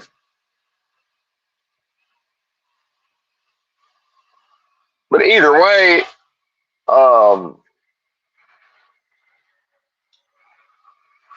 he was very frugal, and it was back then because of the interest rates. The individual was incentivized to save their money. So there was actually, even if a person had dollars, there was a cost to spending the money. Now there's a cost to keeping the money. So it's like, yeah, I've got 20 grand liquid, but it's actually costing me money to hang on to it because it's losing its purchasing power rapidly. That's what inflation is.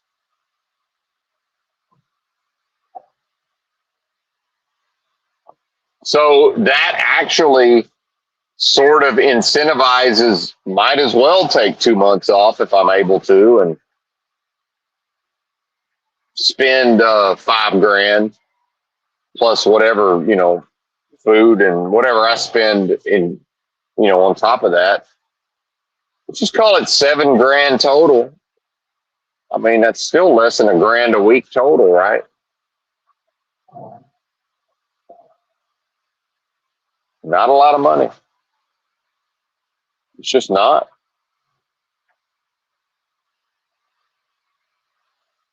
And especially if I go right back to making the same amount that I'm making now.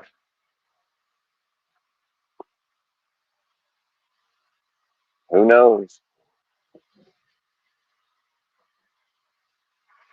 Who cares? But yeah, I could go to a less expensive city.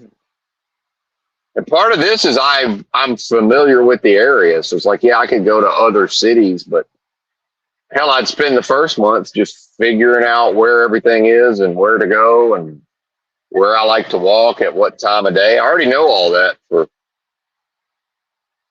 portions of LA. And if I pay for an Airbnb versus a car, I'm probably going to be a little more confident. I can probably actually branch out a little more, start riding the bus. I still haven't even really I don't think I've ridden the city bus at all. I'm trying to think. No, I don't think I have. So between the bus and all of that, and not having to concern myself with, well, I probably need to go at least check on the car to see what the fuck's going on.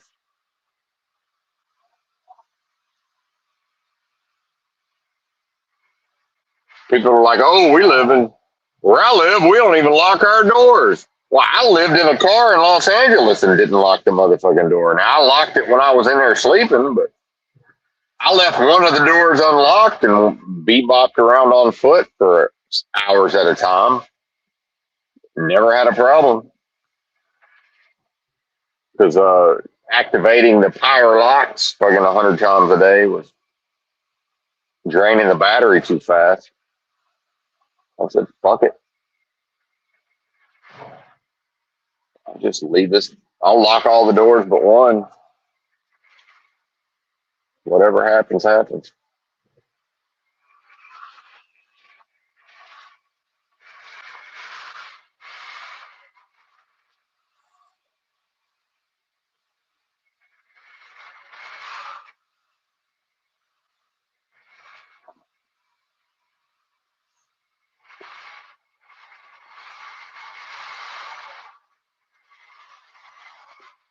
But psychologically, I'm wanting to stay above this 20 grand.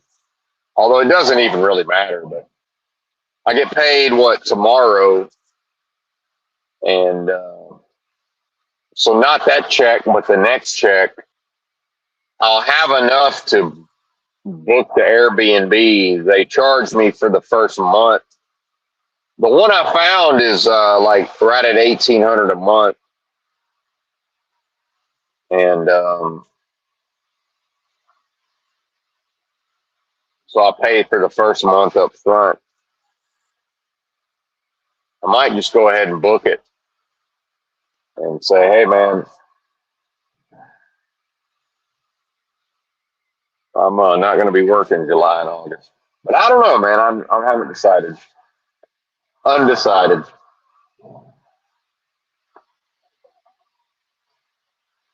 Better check the batteries here. Oh, hang on. I'll plug in the phone. Charge. Charge.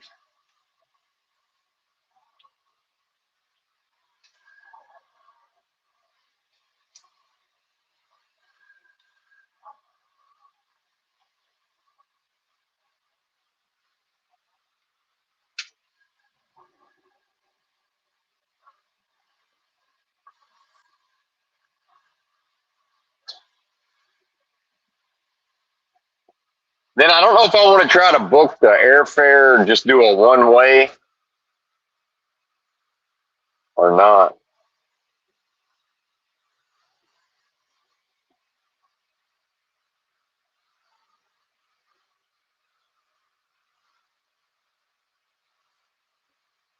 Because if I do it, so let's say I'd book the airfare next Thursday or sometime, I bet I could fly one way first class for probably $400. And I don't give a shit about first class, but it's like, I mean, at this point, why not? If it's $189 for plus, if I end up having to pay for a carry on or for a check baggage or whatever.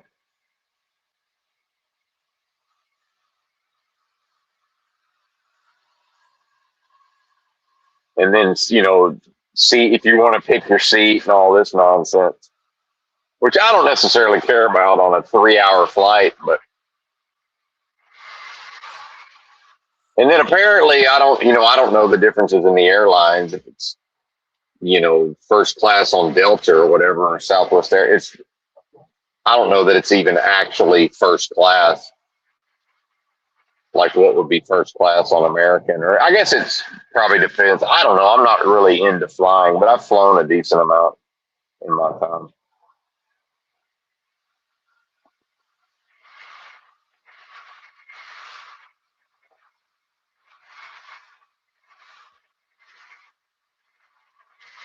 And so, like I said, with the inflationary environment, the individual's actually incentivized to spend the money. So it's, in 1982, it made sense to save meaning to not spend unnecessary money so that the money that's not spent unnecessarily could go into the bank account and earn interest. Versus if it's costing me money because the purchasing power of the money is decreasing rapidly, then why not spend $150 extra on one-way airfare while understanding that $150 is not a lot of money? It's like, see how the economics works. The system itself is sort of it encourages the spending of more money, and that's not a bad thing.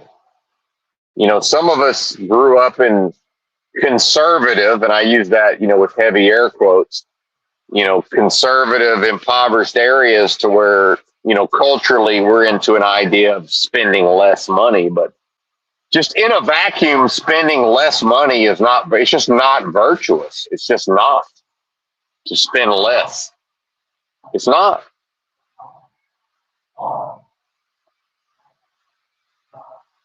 And then somebody who has $1,000 a month payment on a diesel dually pickup will act like I'm doing something wrong for spending what they view as $150 unnecessary dollars on a first class flight. It's like, yeah, part of this is I have fuck me money because I'm not driving around in a late model diesel dually pickup. So like, what are you talking about? We all kind of, pick our poison, right?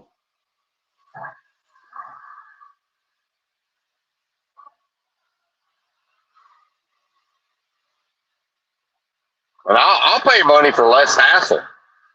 And in a vacuum, first class seems like less hassle. It's like, yeah, let me fucking not even worry about. It's like, well, don't pay for the don't pay for the checked baggage because you might be able to carry that on, but it's technically too large to carry on. But they might let you do it anyway, and if they let you, you're going to save the $45. But then if they know that this thing's going to be nuts to butts and they're not going to have room, now they're going to be fucking scrutinizing every piece of baggage. And sir, sorry, you got to fucking you got to check that. And people are like, well, I didn't have to check it last time. They're like, sir, we don't give a fuck. This is now, by God, you're checking that baggage. Fuck you. You know, I'd rather just be like, here's my shit. Fucking hope you don't steal it. You know, I hope nobody tries to. Surely nobody's going to think that there's anything of value in this hiking backpack, but whatever. You know, here, just take it. That's fuck me money. Here, just take the $45, right? Oh, maybe I could save the $45. Who cares? It costs me money to hang on to $45. Take the fucking $45 and leave me the fuck alone. So if I'm going to pay extra money for a seat assignment, or I'm going to pay $45 for a carry to check my baggage, and it's only $, right? Why not sit in first class? Even if I just am like, oh, this is first class. Well, shit, this isn't even really any. This isn't even any better than what I'm used to. That's fuck me money. Who cares? Who cares? I got fuck me money. And what's also talking to some just regular working people, you know, one of the big psyops of this realm is to not truly understand money, right? And the flow of money and what it means to be wealthy and what it means to be a working person, but to have money. I'm a working person who has money, temporarily. But then in most people's, to have money from their perspective is to be rich. It's like, okay, what I mean by have money is if I take 2 months off from my job and I just spend a decent amount of the money I've kind of like I'm rich for 2 months, sort of. That's what I mean by I have money is I can just, for the next 2 to 3 months, I could just not work and pretty much just do whatever the fuck I want because what I would want to do really doesn't cost that much money. If I just like, oh, I'm just going to go to whatever city. I'm going to go to LA because I know it well enough, or I could spend more and go to San Francisco and it'll cost 30% more potentially. But I know San Francisco well enough to know where to go and what to do. And I would probably, you know, especially if I went in July and August, I'd probably enjoy San Francisco more. So part of this is, yeah, it's actually, I'm saving money by going to LA over, I know it sounds insane, but yeah, it's actually, it's less expensive to go to Los Angeles. And I definitely, because I picked up cans and bottles and lived, you know, to some extent on YouTube donations, stamps and GR. I don't care what people get.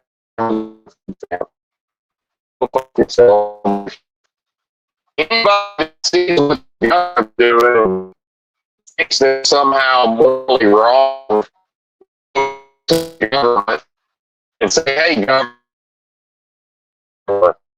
while foreigners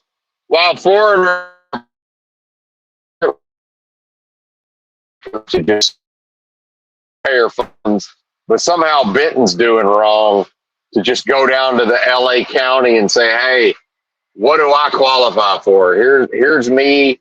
Here's who I am. Here's my ID. Here's my job.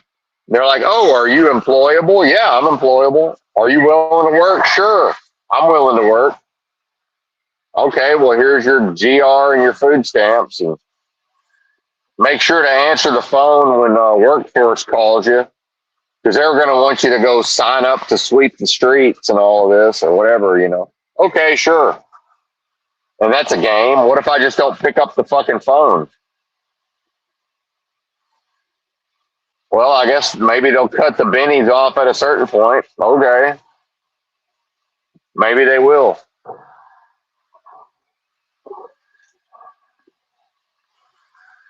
I guess if they find me on the street and knock on the window of my car and like, hey man, here's your broom and your dustpan. It's time to go clean up the streets. Okay. I mean, whatever.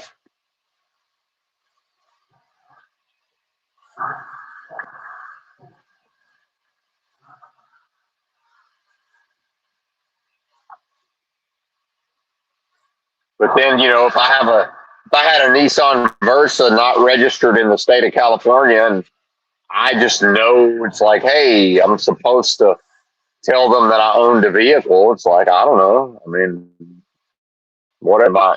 Again, is that morally wrong that I lied to them potentially? Not in my world. I mean, I guess if you think I should be in trouble, I don't know. Go tell the government. I'm saying this to the government. Is YouTube not the government? You know, is it? When I read a news article earlier today that now YouTube is the most, it takes in the most revenue of any, like, you know, it took in more money last year than Disney. It's YouTube's the number one, you know, if we call that a network, whatever we call these things now, YouTube's number one.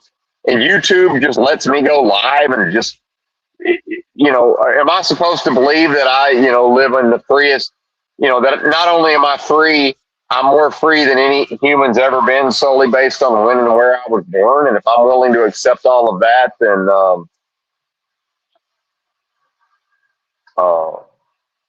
you know, when in fact it's, you know, freedom is slavery, and, you know, this is the current government and all of this, the system of things is way more authoritarian than, it's at least equally as authoritarian as what we were told the USSR was, or it's just as authoritarian as we're told China is, but in its own unique American flavor of authoritarianism and totalitarianism, right?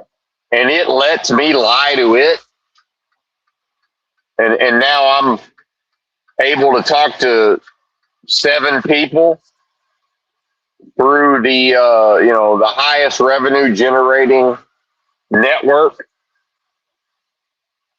And you know, go through the internet, and we know because of Edward Snowden that everything I'm saying is just directly, it's flowing directly into government servers, 100%. I'm talking to the criminal right now. Hey, criminal, I'm telling you what I've done. Come render unto Caesar, motherfucker. Here's the dead flesh. It's anytime you want it.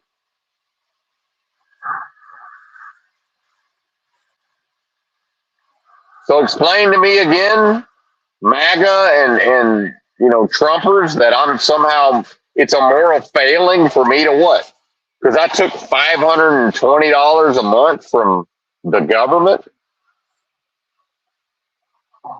for a period of time, when clearly the taxpayer doesn't give a flying fuck what the government does with the taxes. The taxpayer has no problem with banker bailouts and however much money goes to pay the interest on the national debt, however much it costs to build all of these bombs and conduct all of these wars. If it don't give a shit about that, how can I give a shit about $500? What the fuck is $500, motherfucker? Whatever I collected, I'm pretty sure I've got that in my accounts right now. Go take it, government. It's right there. I'm not going to authorize it. If you need me to sign a piece of paper, no, I won't sign on the dotted line. But if y'all just take it out of my account, I don't think there's anything I can really do about that. You know, just to try to, I'm making money so quickly At this point, I can't even get the money in cash hardly. I'm finding it difficult to cash the shit out, man.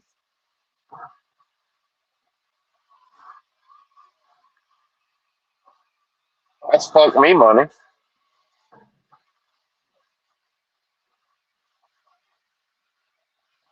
Then I got my dad trying to tell me when I stopped using banks for the most part, by 2010 because of the bailouts. And then I got my bozo dad trying to tell me, oh, well, I advise that you don't keep any more than necessary in a bank or whatever. And it's like, what are you talking about? I don't even use banks. You're the one tried to send me a Wells Fargo money order all them years ago. Like, what's wrong with you? He's still got an account in a major bank, I'm pretty sure, telling me not to keep money in the bank. But either way, it's like, motherfucker, the 20 grand ain't really relevant. I'm making money so fast, I can't even cash. I'm having trouble physically cashing it out fast enough to keep ahead of it. It's piling up too quick in my account. That's what I mean by I got money, but I'm still not rich. Quit working and see how quick you become poor if you think you got anything in this motherfucker. It's a hamster wheel.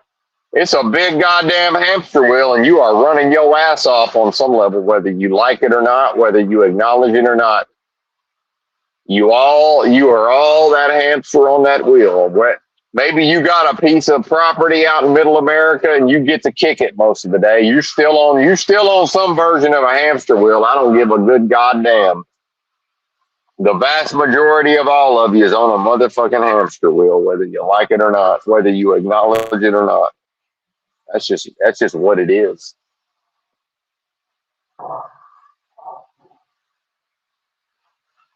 So old Benton's letting a trucking company, Euro Trash and a trucking company, drive him forth as a beast of burden, white nigger coolie style. And part of what I get is a place to lay my head at night. And when I make it to the Walmart, hopefully later today. Is it even today yet? Yeah, we're after midnight. But I don't have to. It was $229 last time I went to Walmart. I didn't even have to think about it. I just looked down and $229. That's interesting. I better look twice at this receipt and make sure that I didn't accidentally pay for something that wasn't mine. But neither here nor there. $229. Who cares?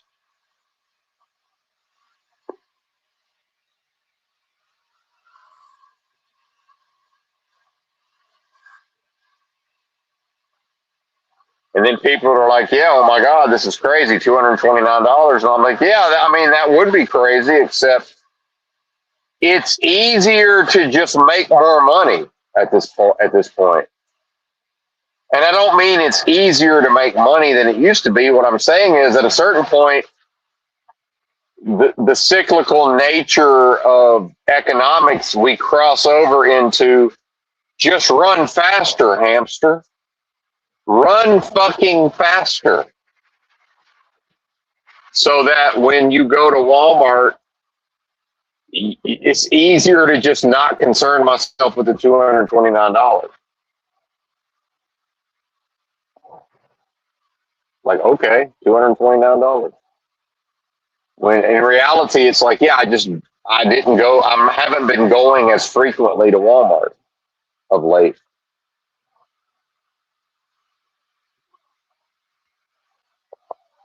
Oh, man.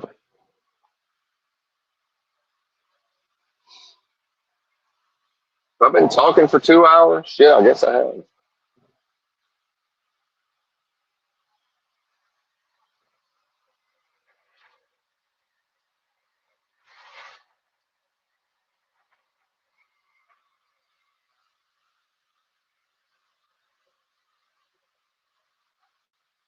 And in some ways, that's all this system of things cares about is, America as a so-called land of opportunity or the American dream to do more for less. It's like, yeah, run faster for money that goes not as far.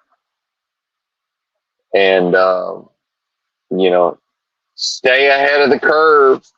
You want to keep filling up a buggy at the grocery store, and now Walmart apparently is no longer the, on average, the most affordable grocery store in the country. And Walmart is the number one grocery store in America, the number one grocer. But I can see it, and man, Whole Foods is cheaper than Walmart on a lot of stuff, when they have comparable products. It's like, yeah, whole paycheck, sure. But Walmart, I'm telling you, Walmart, Amazon, and Whole Foods, it's just all going to be one thing. A few more years, and it's just all going to sort of grow into each other. It's just going to kind of be one thing.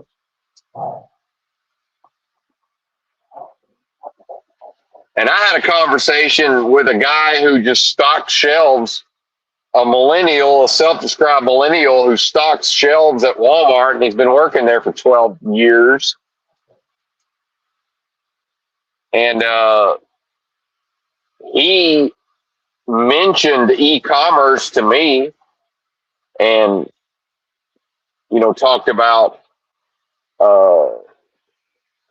that I can use the app on my phone, because I was commenting on how many of the products were out of stock, because I could have shopped on Saturday. Instead, I waited till first thing Sunday morning, and he was letting me know that, oh, you can just go ahead and you can use the app. And then he said the app, if you wait till after 7 a.m., it'll be pretty accurate on what's actually in the store. Meaning, you can probably track down somebody who, if it's just not on the shelf yet, if it's in the store, probably somebody knows where whatever you're looking for is. Right? It's like, all right, well, yeah, thanks, sir. I appreciate it. I did not know that. Makes sense, but and he's saying to me that, he's a millennial, and he basically has been working there for 12 years because, just to his way of thinking, it makes sense to have a job versus not having a job. And then again, I don't know what he does for side hustles, and maybe he's, some people are born into a family where their family owns a house somewhere, and they just, maybe he owns a vehicle and has always owned his own home. I don't fucking know. Some people just don't have to make a tremendous amount of money, and good on them. Maybe his wife's got money. Who the hell knows?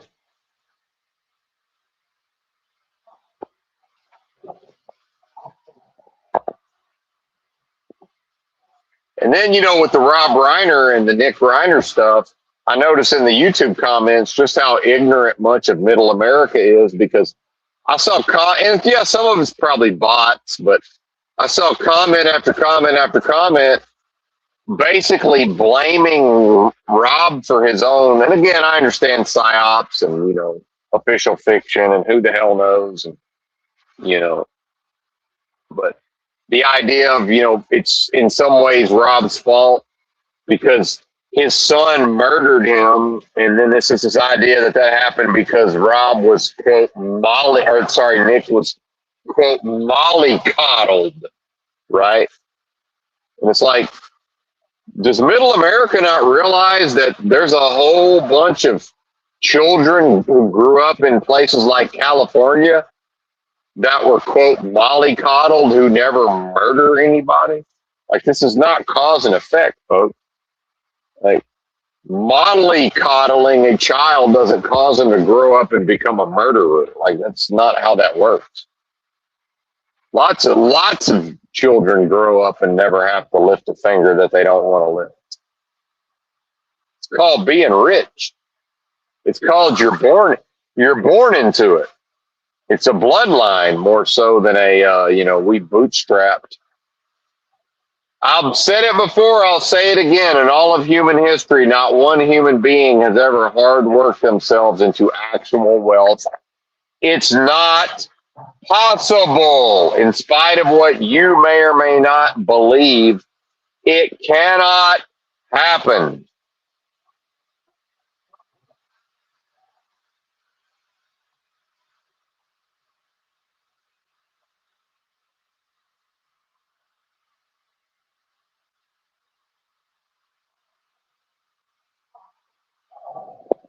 Hmm.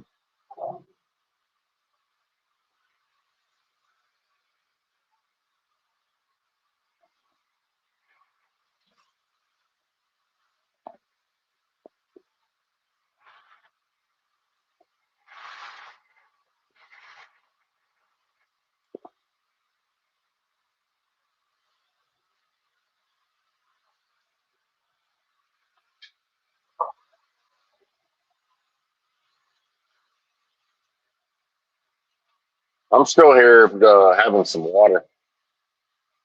They were out of Fiji, so we're having Avion. Let me extend my pinky while I sip this Avion or Evian, however you say that. Evian.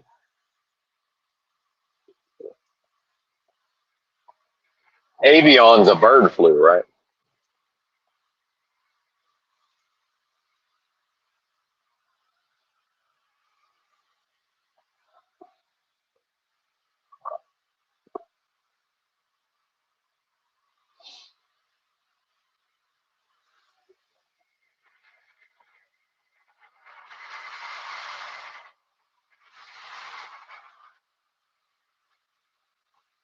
Hooty hoo!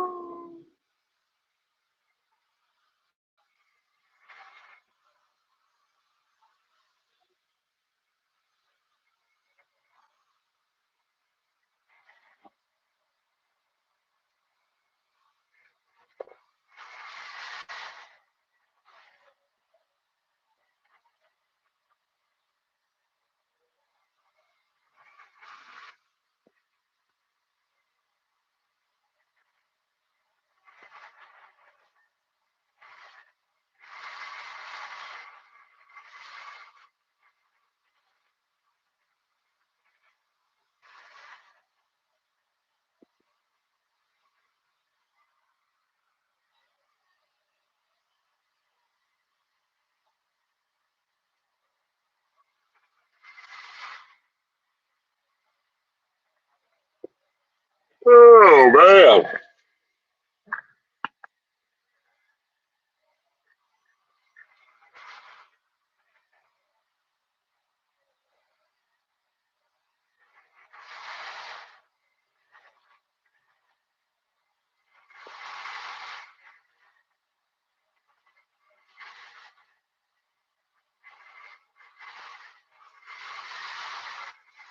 I wonder if they'll get desperate enough in California to hire truck drivers who have out of state CDLs because there's the feds are really making Cali crack down on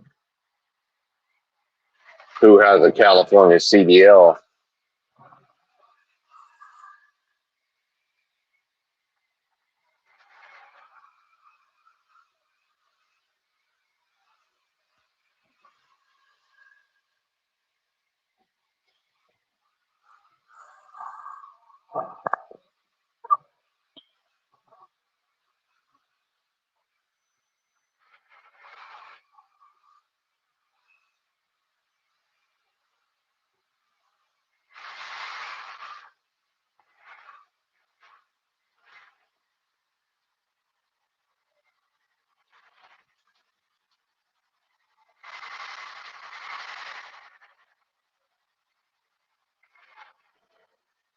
Ugh.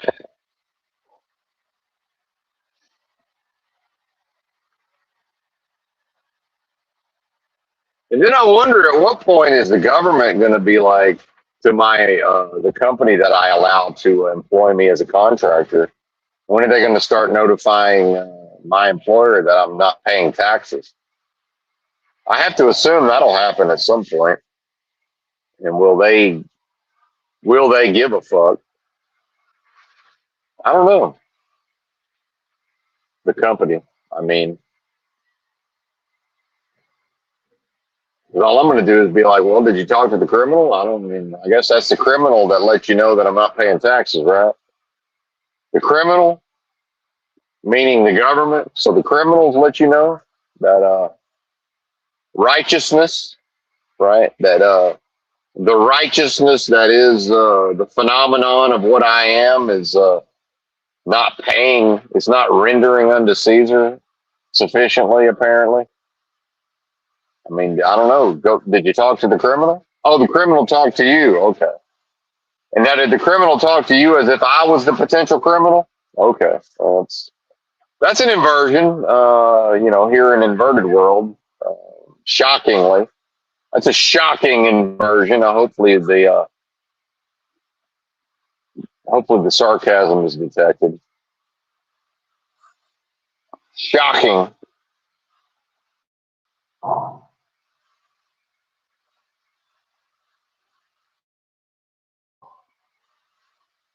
The criminal government.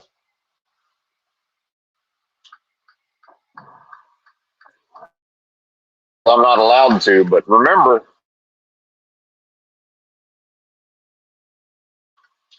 the government did. Now, if you want to say, well, yeah, that's what they used, that's the mechanism that the Jews used. That's fine.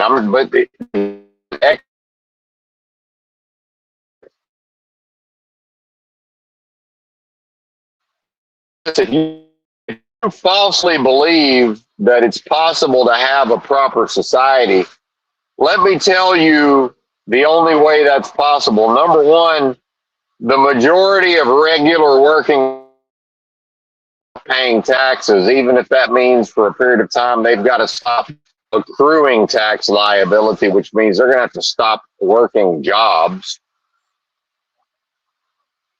And I understand people are going to freak out and start saying, well, how do we do this and how do we do that? I don't know I don't know. It's not my problem. I'm talking about what would bring the government to its fraudulent criminal knees. Also, put all the politicians to death. And again, I'm not allowed to call for this. I'm saying all of the heads of all of the major corporations and all of the politicians would need to be put to death. That's what I'm saying. And then, in fact, especially in the case of the politicians, I would say whoever immediately replaces the politicians, just go ahead and have round two. Just go ahead and off with their motherfucking heads while you're at it.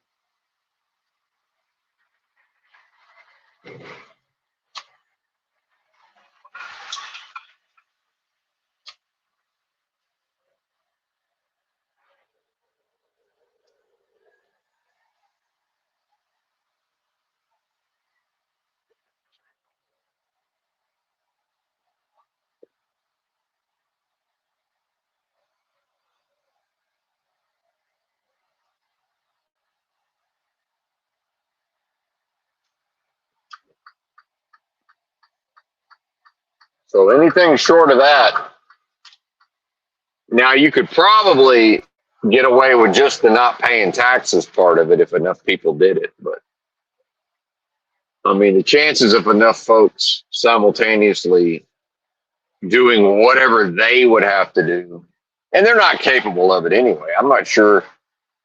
I don't know what percentage of the working populace could even figure out how to not pay taxes in the first place. Even if they were willing to forego whatever their paychecks subsidize in their own so-called lives, whatever that may be.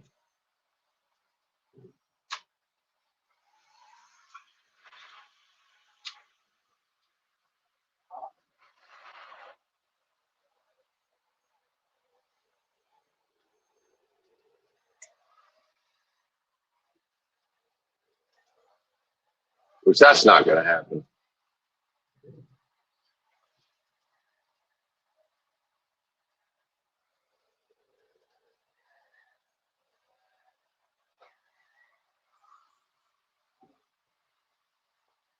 Oh, man.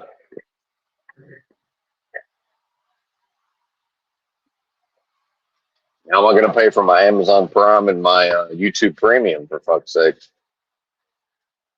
and my internet service? Wait a minute. Am I supposed to turn here or not? I'm a little lost at the moment.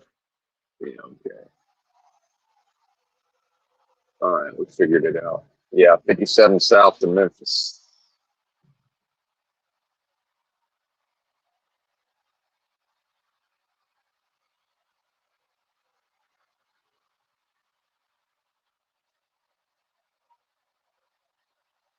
I guess I'm going to be running this a lot, supposedly. We'll see. It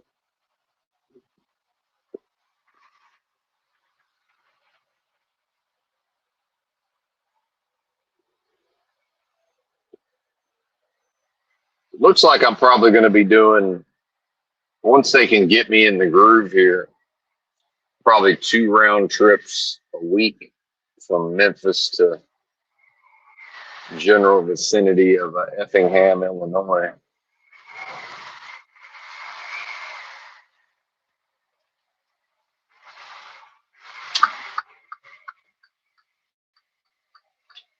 They're talking about bringing me back empty to Memphis, but that'll only be if they can't, in the event that they can't figure out how to get me loaded in time to get unloaded to get loaded in Memphis. So I'm pretty sure that whatever they've negotiated contractually, the company that's allowing to employ me as a contractor, I'm pretty sure it's some sort of a guarantee that this company's truck will be there.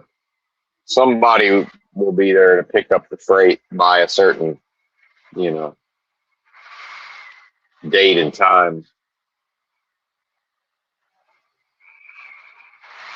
So it's like, yeah, if the company can't be reasonably sure that I'll be empty,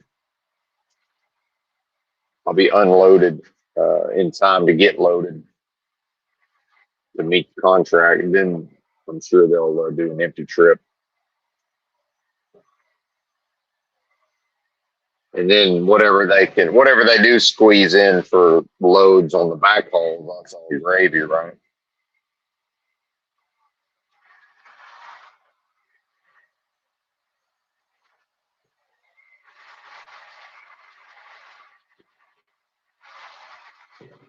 Get rich or die trying.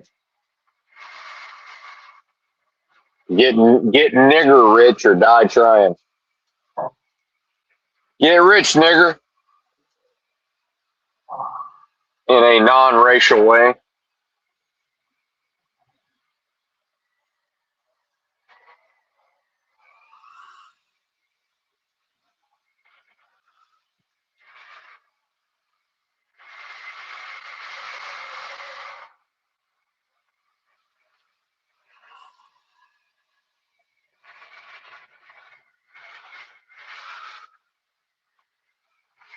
And then I guess a weekend load, normal type of weekend load.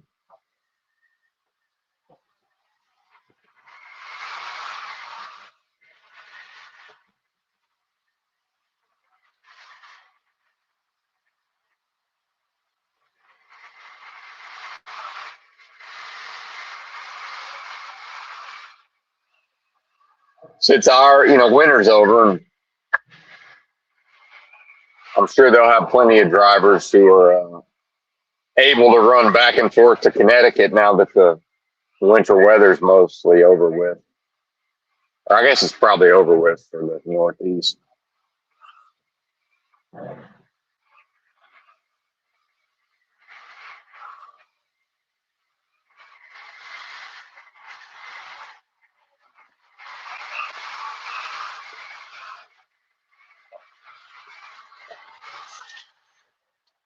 You're being creepy, trucker. You're being fucking creepy hanging out in my mirror. I don't appreciate it.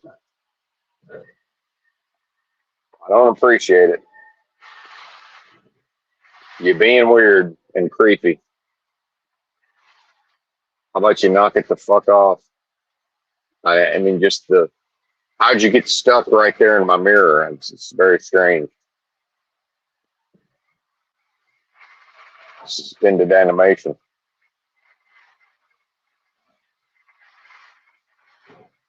gazing longingly at the side of my lit up face in the mirror. Gas wheeled.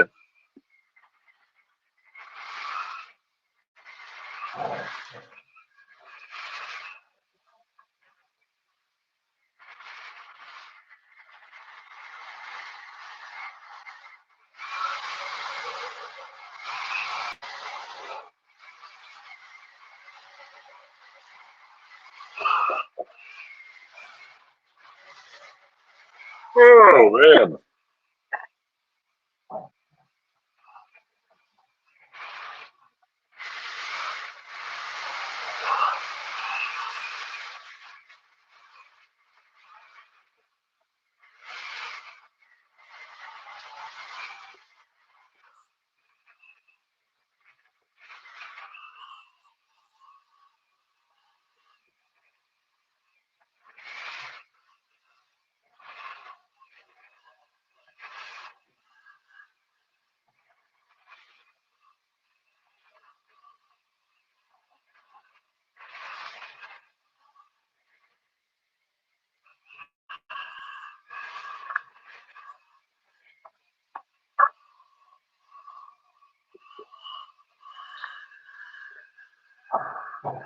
Oh, and I don't even know if I'll be able to make this load legal or not.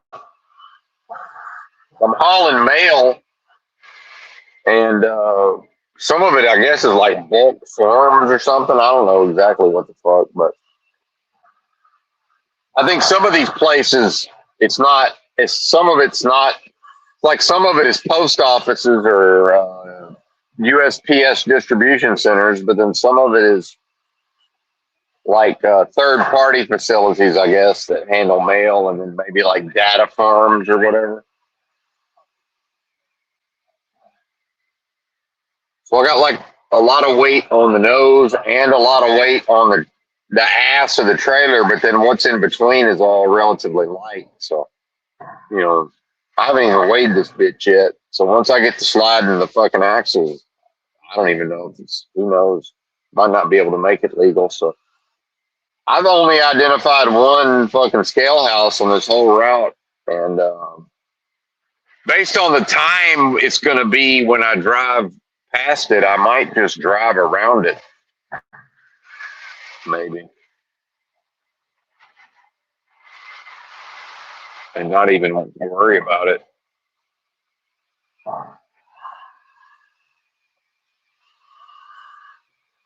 I'll still weigh it to figure out where I'm at, but I'm just not doing 30 minutes of, and then once I get to like once I've weighed it like 5 times total, it just won't, the app won't let me weigh it anymore, and I got to start paying out of pocket, and I got to go in, which isn't even that bad. I got to go inside though, and it's too often that when in the past I've had to weigh a load.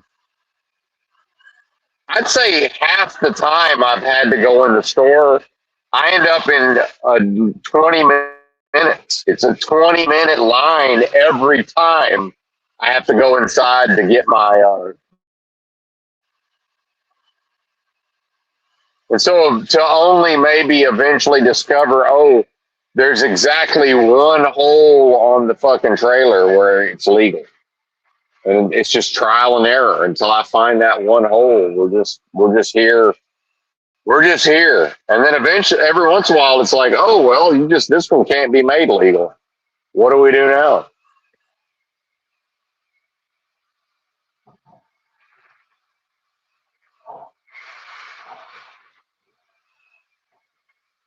And then one of the few places I've ever been to, which is, I think it's Grapevine, Texas. It's a Pepsi in Grapevine, Texas. It's pretty much the only place I know off the top of my head. If anybody ever tries to send me there, I'm just like, oh, I don't go there. And they're like, why not? It doesn't matter. I'm not going there. So then we can, if you want to have a conversation about why I don't go there, that's fine. I'm telling you, under no circumstances will I go there. If you want to get into story time with Benton, we can do that. But I ain't going there, and you can't make me. But I know at one point I had to go back with the trailer that they loaded because they tried to. I couldn't make it legal, and then I got there and put it in the dock, and it was a bunch of 2 liter sodas all on pallets, and the way they stack them, they can fall over, and the shit all fell over, and they tried to blame me for it, and I'm like, hey man, I know when I'm driving crazy, and I only went 20 miles with this. I said, there's no fucking way my driving knocked this shit over with. It's not possible. And it was a sealed trailer because that was I was working for a company that had the account. I said, I have no idea what this looked like. I said, I picked this up already loaded off of y'all's yard here. So I suspect that when y'all's yard dog hooked up to it, y'all's yard dog was disgruntled and intentionally knocked this shit over. And they tried to act like and this isn't even why I don't go there, by the way. This is a funny story. So, and I've been there many times with many carriers to Pepsi and Grapevine, and it's always been a bad experience. And I went there one time during the pandemic, and prominently displayed on the chain link fence for all the truckers who drive into the facility to see was, remember, this was peak DEI, right? So there was a gigantic banner affixed to the chain link fence for all the truckers to see that said something about Pepsi celebrates Pride Month, and with a big old rainbow flag. And so I'm like, all right, well, that's interesting. And then I get there, and the black person, not that it really matters that they're black, but remember, you got a whole bunch of crackers working for a company out of Camden, Arkansas, right? And it's mostly white boy cracker drivers who ain't necessarily from that part of Arkansas, Camden, Arkansas, which is where Woodfield Incorporated was headquartered, and probably the blacks that worked at this Pepsi facility, probably in their mind, it's like, hey, here comes Peckerwood. Well, yeah, except I'm from a town that demographically is just like Camden, Arkansas, which is mostly black, right? And if you're from Dallas, sir, if you're a black from Dallas, I'm probably more like you than I am like these Peckerwoods. I don't know what to tell you. I'm half black culturally, sir, but whatever. You know, I'm not a wigger, but yeah, I understand I look a certain type of way and I sound a certain type of way. Whatever. But I was treated like a subhuman piece of garbage at the gate, and I basically told the dude on the way in, I was like, hey man, I don't know what you think this is, but I'm not going for it. So whatever you think you're going to do to me, you might as well go ahead and do it because I ain't the one. And he just acted like he didn't know what I was talking about. And I said, hey man, you can act like you don't know what you're talking about all you want. We both know what this is, and I'm not having it. So you figure it the fuck out. This was the last time I ever went there. This was after I had to do the reweigh with the fucking trailer. The whole trailer of fucking 2 liters fell over. And they tried to act like it was my problem. And I was like, I don't know what to tell you. I'm not restacking it. I mean, I guess I would, but I don't have time to restack it. I mean, if you need me to, I guess I will, but I don't know. And remember, Benton was sick as a dog back then. Weighed 120 pounds. 120-pound Benton. Actually, no, I wasn't even sick yet. That's right. This was Benton sick, but didn't know he was sick.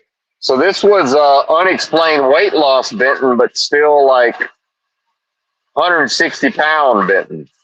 Yeah, 155 to 160-pound Benton, but kind of skinny fat in a way, a little bit, not too much. Kind of swelled up from drinking, although I don't think I was drinking at the time. Yeah, pre-pandemic, I wasn't drinking. Or was this during the pandemic? See, now I'm confused. This was during the pandemic. See, it's, you know, individually, we've been so traumatized. We don't, I can't be the only one that I don't even really know what the fuck happened to me. See, I'm misremembering. So, yeah, this was because they tried to, I remember it was during the, yeah, anyway, it doesn't even matter. I don't want to get into the George Floyd stuff right now, but so yeah, the pandemic, peak DEI. So I'd been there enough times where, and now, and I was never treated well, but before the pandemic, I was at least treated tolerably. But during peak DEI, I was just treated like, oh, here comes a white boy, and it's open season on white boys, basically, more or less. That's how I was treated. It's like, all right, well, that's fine, except I ain't the one. And, I'm not necessarily going to fist fight them on the way. I'm not necessarily going to fist fight my way into the facility, but whatever. And so finally, I had enough of the way I was being treated all along the way. And I just started heckling. I started loudly heckling everybody that worked there while walking around the facility on foot about pride, basically rubbing their noses in it that they worked at a place that celebrated Pride Month, wanted everybody to know it was Pride Month. I'm pretty tolerant, and I'm clearly a little more. I'm a little less conservative than most of the people that come to this channel, whatever that means. I'm a little more open to some of these ideas and maybe a little less intolerant.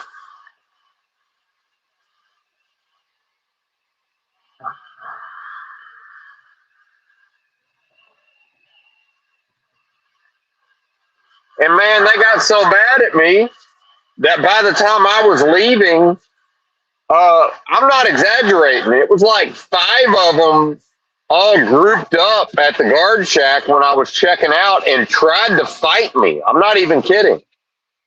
Tried to fight me.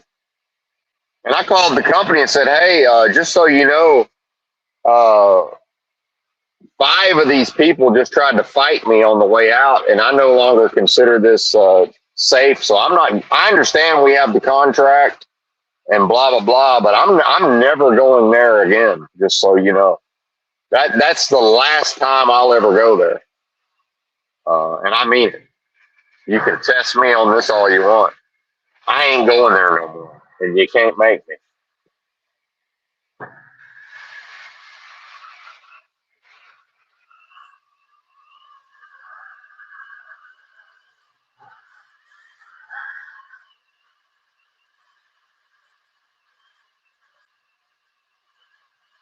And the levels of shame and humiliation that the general public, was subjected to during during the pandemic, right?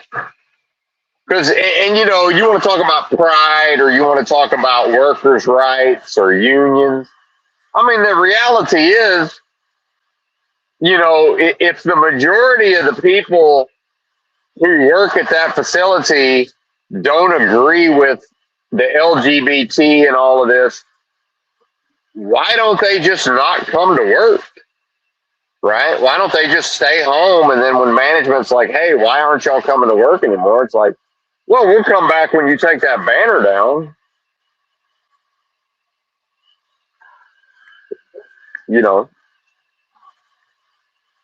That they could have chosen to do that because I can't be the only trucker who commented on it. Now, was I the why was I the only one who is sick enough in a way? And I'm not. That's a violation. But my own dead flesh and my own defects of personality and character, perhaps. You know, I'm astute and Machiavellian enough to sort of figure out, oh, this is really bothering them, so I'll just remind them of this thing that they're not really free to talk about because they're under fear. They fear losing their jobs. They're in fear states, right? And they're a bunch of look, it's a bunch of weirdos. At a lot of these warehouses, you get into dynamics where there's a bunch of weirdos, right? And if a truck driver's not careful, they'll sort of get sucked into just the weirdo dynamics. Like, yeah, you know what? None of this really pertains to me. So I'm leaving. I'm leaving this place.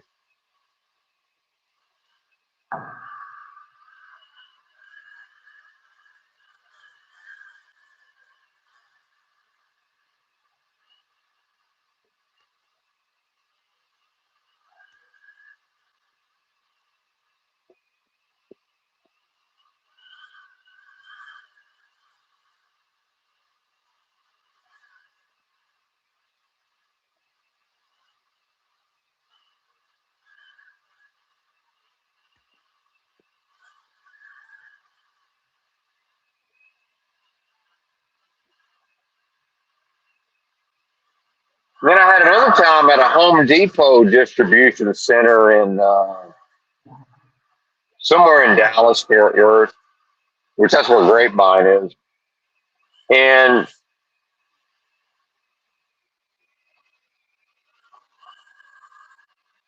they treated me so bad at the gate. I was just basically told them, I said, listen, I don't know what y'all's problem is, but I'm not going for it.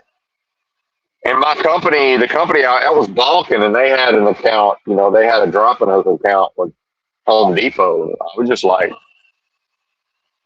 listen, my company's got me coming here dropping and hooking, and, you know, I don't know what this is, but this is crazy. I mean, you know, I'm just not putting up with it.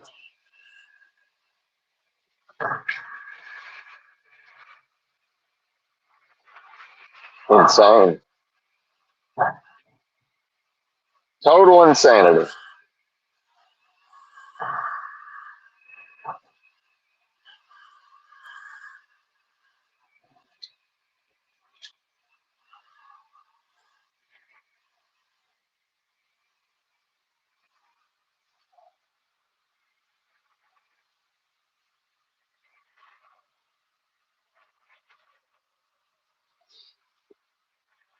I need to take a leak. I guess it's been 2 hours and 45 minutes.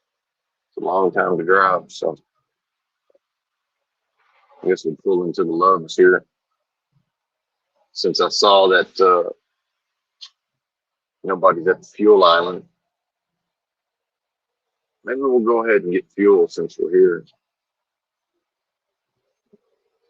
Don't really have to have it, but I'm pretty much done. I'm unless absolutely necessary, I'm done getting fuel at Love's during the daytime. Starting by I'd say 6 a.m. 5:36. Here comes a truck. He's gonna beat me in there. Oh no, we got the green light. We're gonna never mind. You say that when I drove, I could, as I passed it on the interstate, I could see that there was at least room at the pumps for me. But may not be the case by the time I get in there. So let's see how she goes.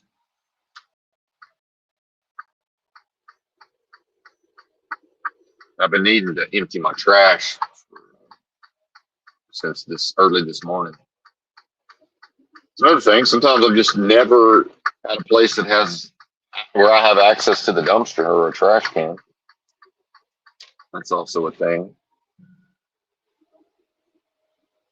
Damn, they've invented so much parking. I can't even hardly get to the fucking fuel. Wow, this is crazy. What the fuck is wrong with these truckers, man?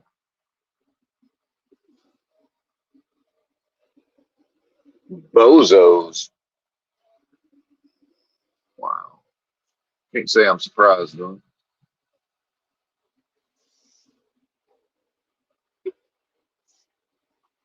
Yoroboso. All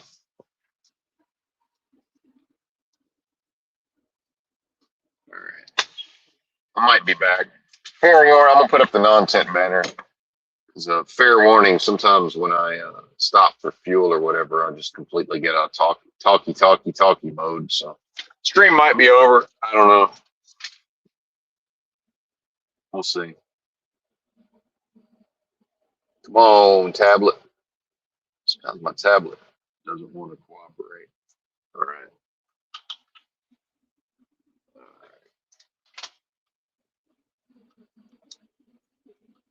I'm muting. I'll be back. Actually, before we do the non-tent, we'll do the brief break banner.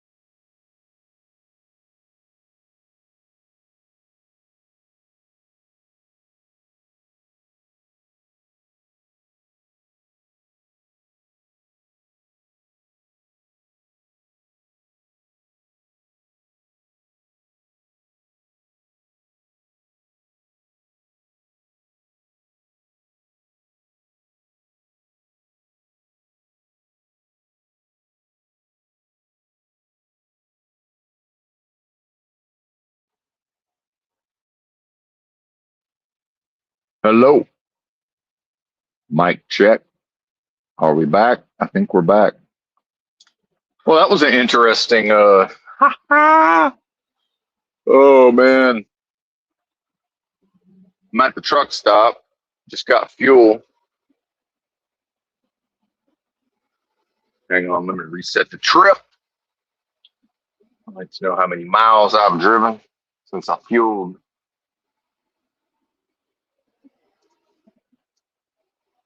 Yeah, so I had a righteous epiphany with these foreigners, foreign drivers, foreign labor. And, and everybody's got to say, oh, well, I don't care if they come, some version of, something tolerant. A native born American's got a, oh, shit, and, has to do these things, and that's not righteous. That's not righteousness. Hang on, let me see if I can get through this green light here. Yeah, maybe might make it. Yeah. Amazing. Anyway, I guess that's the realm giving me the green light to continue on. So when I first pull up to the fuel island, I see somebody that's probably a foreigner, and I had an epiphany recently where I realized that and it's not a Trump thing, but when Trump was talking about the shithole countries and they're not sending their best and their brightest and all this. Well, that's true, though. I mean, the reality is, whatever bullshit country any of these individuals hailed from, um, whatever country that may be, uh, their best and their brightest, they keep for themselves. They don't send them to America to drop truck. That's crazy. Now, but what I've noticed over time with these foreigners is a sizable portion of them, it's obvious to them that I'm from America, a native, right? Not like a Native American, but you know what I mean? I'm from America. And they look down on us, right? And now probably, and I finally figured this out, I'm pretty sure that that's how they're looked at in their home country. Now, not all of them, but a lot of them. And, they end up in America again because there's no value to them to remain in their home country. And so this idea that, well, they're just here because of oppression and it's more opportunity. And I'm like, well, that's debatable at this point, right? I mean, is it? I thought the bloom was off the America as land of opportunity rose. Like, we're going to have, how many different ways are we going to try to have this thing? Number one.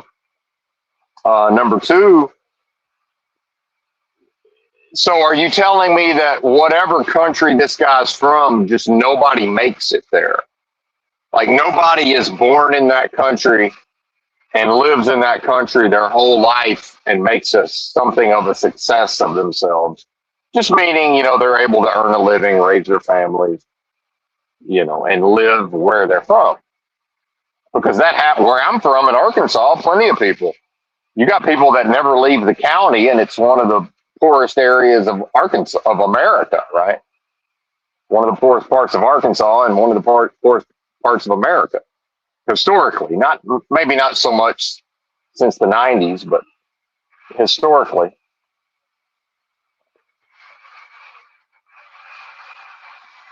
And, here they are, and everybody's, to even talk about it, has this talk about how tolerant they are. Listen, it's none of my business if they're here. That's the government's business. I'm not in the who come to the country business. So, and I really figured this out because, and this is one of the last times I ever chose to fuel in the daytime. where, for whatever reason, I thought I could pull into a Love's and fuel, and it was just complete insanity trying to fuel. And the next thing I know, there's some foreigner who, I think, actually, it was probably fairly early in the morning, but it was like daylight or whatever. I think he probably just invented his own parking and slept for the night, just kind of like near the fuel island, just kind of off to the curb, like farthest away from the store. And, I typically like to go I like to go farther out anyway. But it was real full. So everybody, when I pulled up, I was the first one who had to wait in line. And when this happens, when trucks come up behind, we could just sort of take our turn and just wait long enough to see. But you just ends up, everybody just kind of has to pick a line, and you just sort of profile the best that you can. Well, I look over and, I'm kind of profiling these two lines. So I position my truck to where, one of these two is going to come open, and I'm going to whichever one of the two comes open first. And I look over, and this foreigner's he's trying to force his way in. And he's just looking at me like, hey, buddy, why aren't you getting out of my way? And I'm just looking at him like, why do you think I'll get out? Like, this is crazy to me that you would even think that I would get out of your way. Like, this is nuts. What are we doing? Like, this is crazy. And so I just gave him the middle. He kept looking at me. I just gave him the middle finger and looked at him. And then he tried to act like, well, no thanks, like as if I'm sexually propositioning him. But, he should be so lucky, right? But, it's not even about that. And so I had an epiphany, which was, look, this guy is so valuable and worthy in his home country that they sent his ass here. And I got to thinking about, I'm making it here. And you can make fun of me for driving a truck and this and that. I'm making it here and where I'm from. So as, the economic situation in America continues to deteriorate, as people are talking about layoffs and jobs and, the cost of living, look who's got it easy in some ways. Old Benton here. In some ways, old Benton here is thriving economically in these uncertain times, and it's always uncertain times. And so I just told the guy. I saw him later on, down on the ground. Hang on.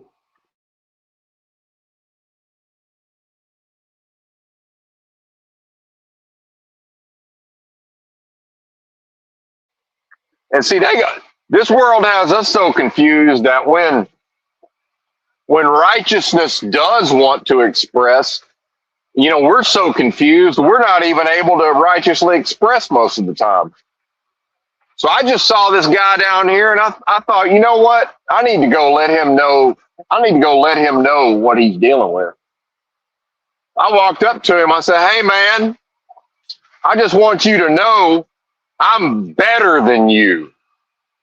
And he just was like, oh, okay, thanks, or just whatever, okay. I said, no, man, I don't think you get it. I said, because I'm from here. And I said, I didn't have to go to some other country to try to make it. And I said, I just I forget how I worded it, but I just started out by, before I got into that part, actually that was later. I said, no, man, I just want you to know that I'm better than you. And I could tell it bothered him. And he just tried to kind of wave me off and laugh it off. And I walked around to where he was at, and I said, no, I said, you're here. And I made a motion with my hand, and I said, I'm up here. I said, so you're here. I'm up here. Right. And then he was like, leave me alone. I said, well, basically I don't, just some version of I don't want to or whatever. And he was getting madder and madder. And I said, hey, man, I said, if I was from your country, I said, I wouldn't have had to come here. I said, I would have made it in your country if I was from your country.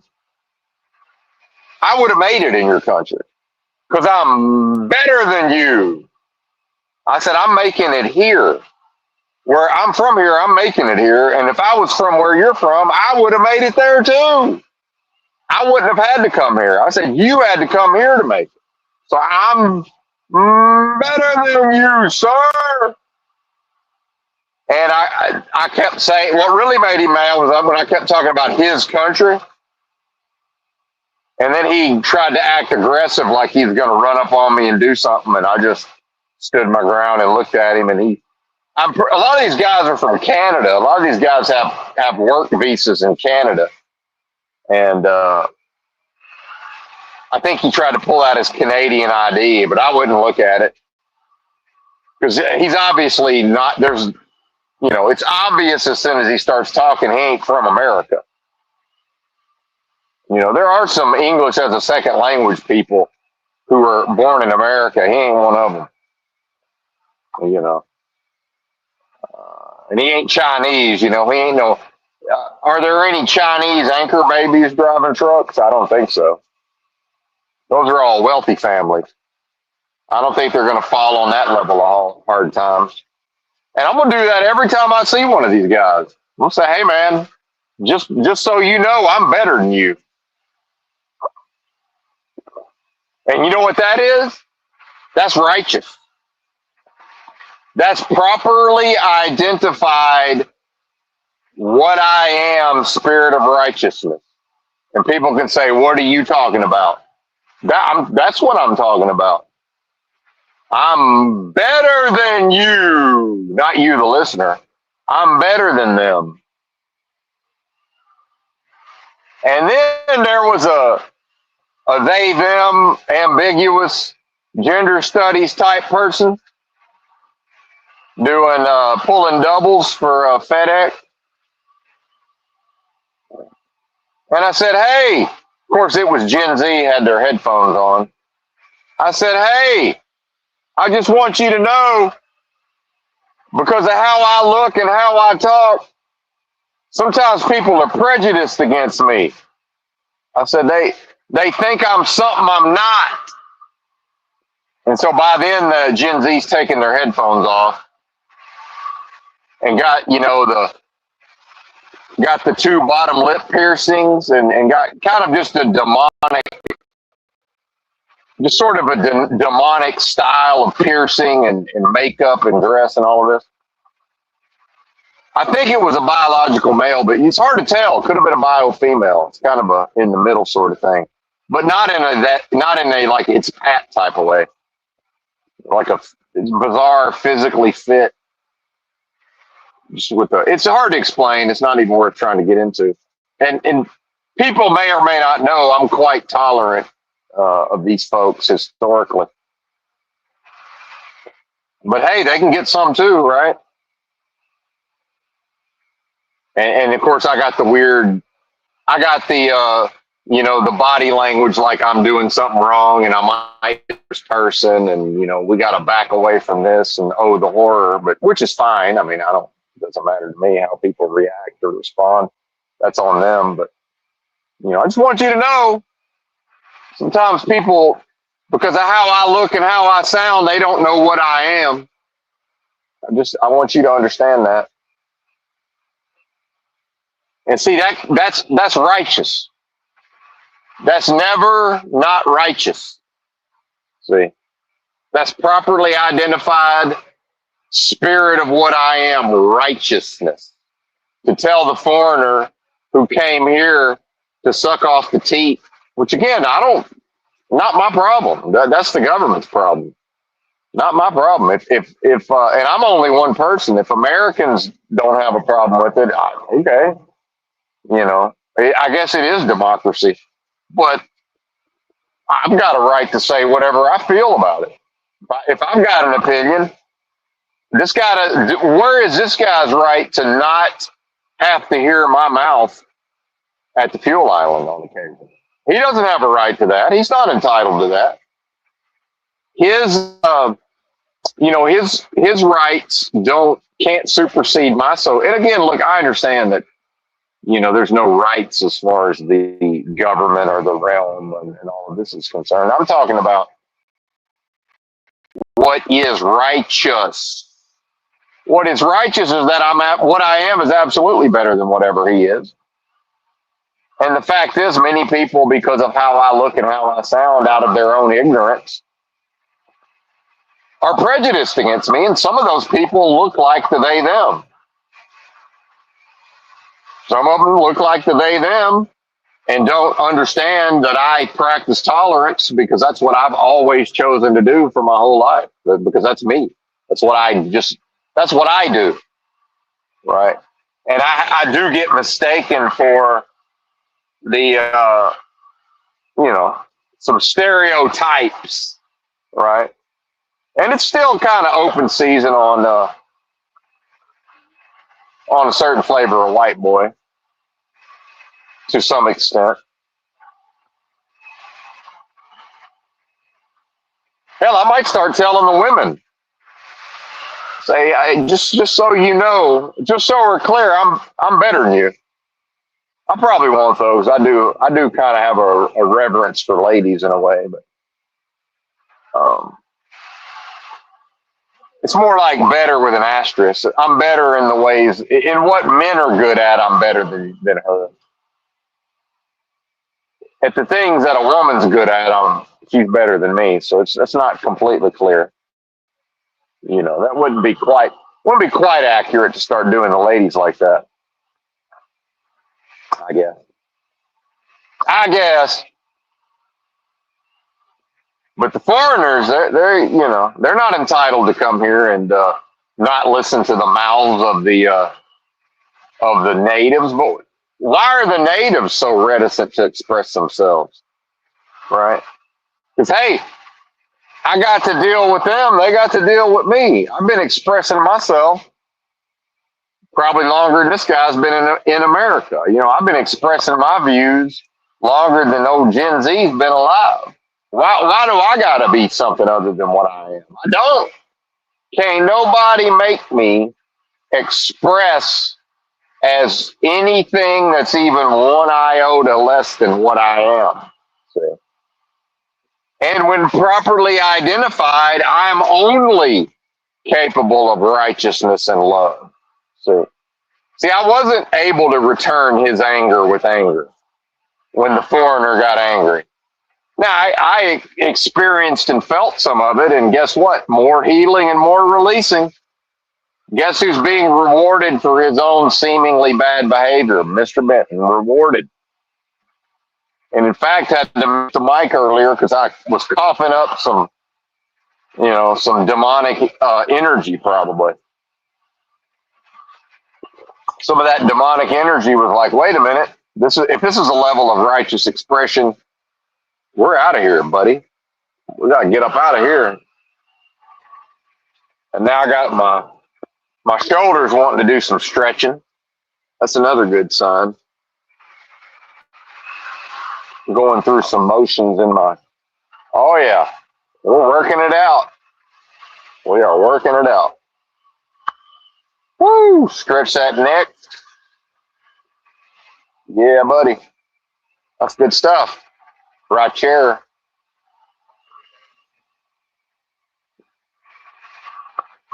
Yep. I'm better than you. Boy, it burned him up, which wasn't the point. They say, well, what was the point? The righteous expression of what I am. Remember, what did that righteous expression express in the book of Job? Hey, here comes Satan. Air quotes, so-called God. Hey, what's happening, Satan? What's happening, partner? Satan responds, oh, you know me, just roaming to and fro, seeking whom I may devour. And what did the spirit of righteousness say? Have you considered my servant Job? Peep Job. Satan peeps him. So, oh yeah, sure. Oh yeah, he's singing your praises. You done magnified him, built him up, enriched his family, enriched his house. Look at his businesses. He's a pillar of the community. Hey man, let me have a shot at him. He'll curse you to your face, partner. Hey, challenge accepted. Just don't physically intervene. Don't physically do anything to him. Bet. Next thing you know, the women, there's a whole lot fucking down and out on his ass that lost everything. His own women. I think didn't one of his wives encourage him to kill himself? So why don't you just die? I swear, some of these foreigners look at me sometimes that like that's what they're thinking about me. And see, that's a violation, and that's propaganda.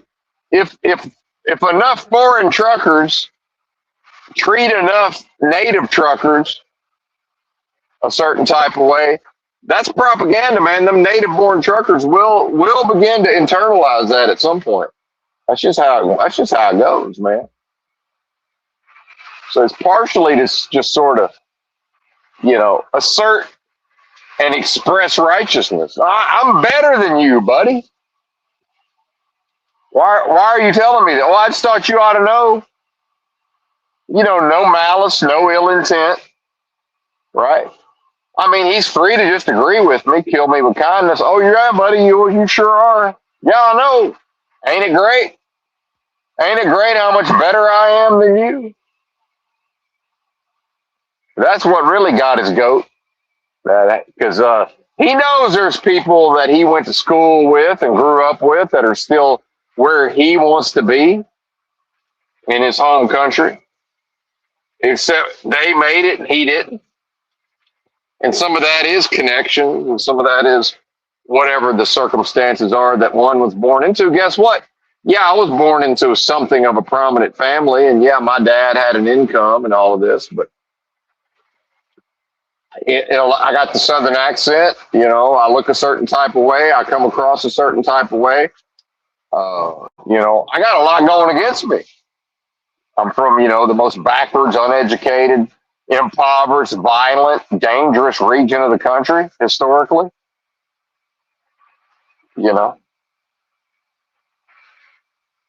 Every NIMBY imaginable in my hometown.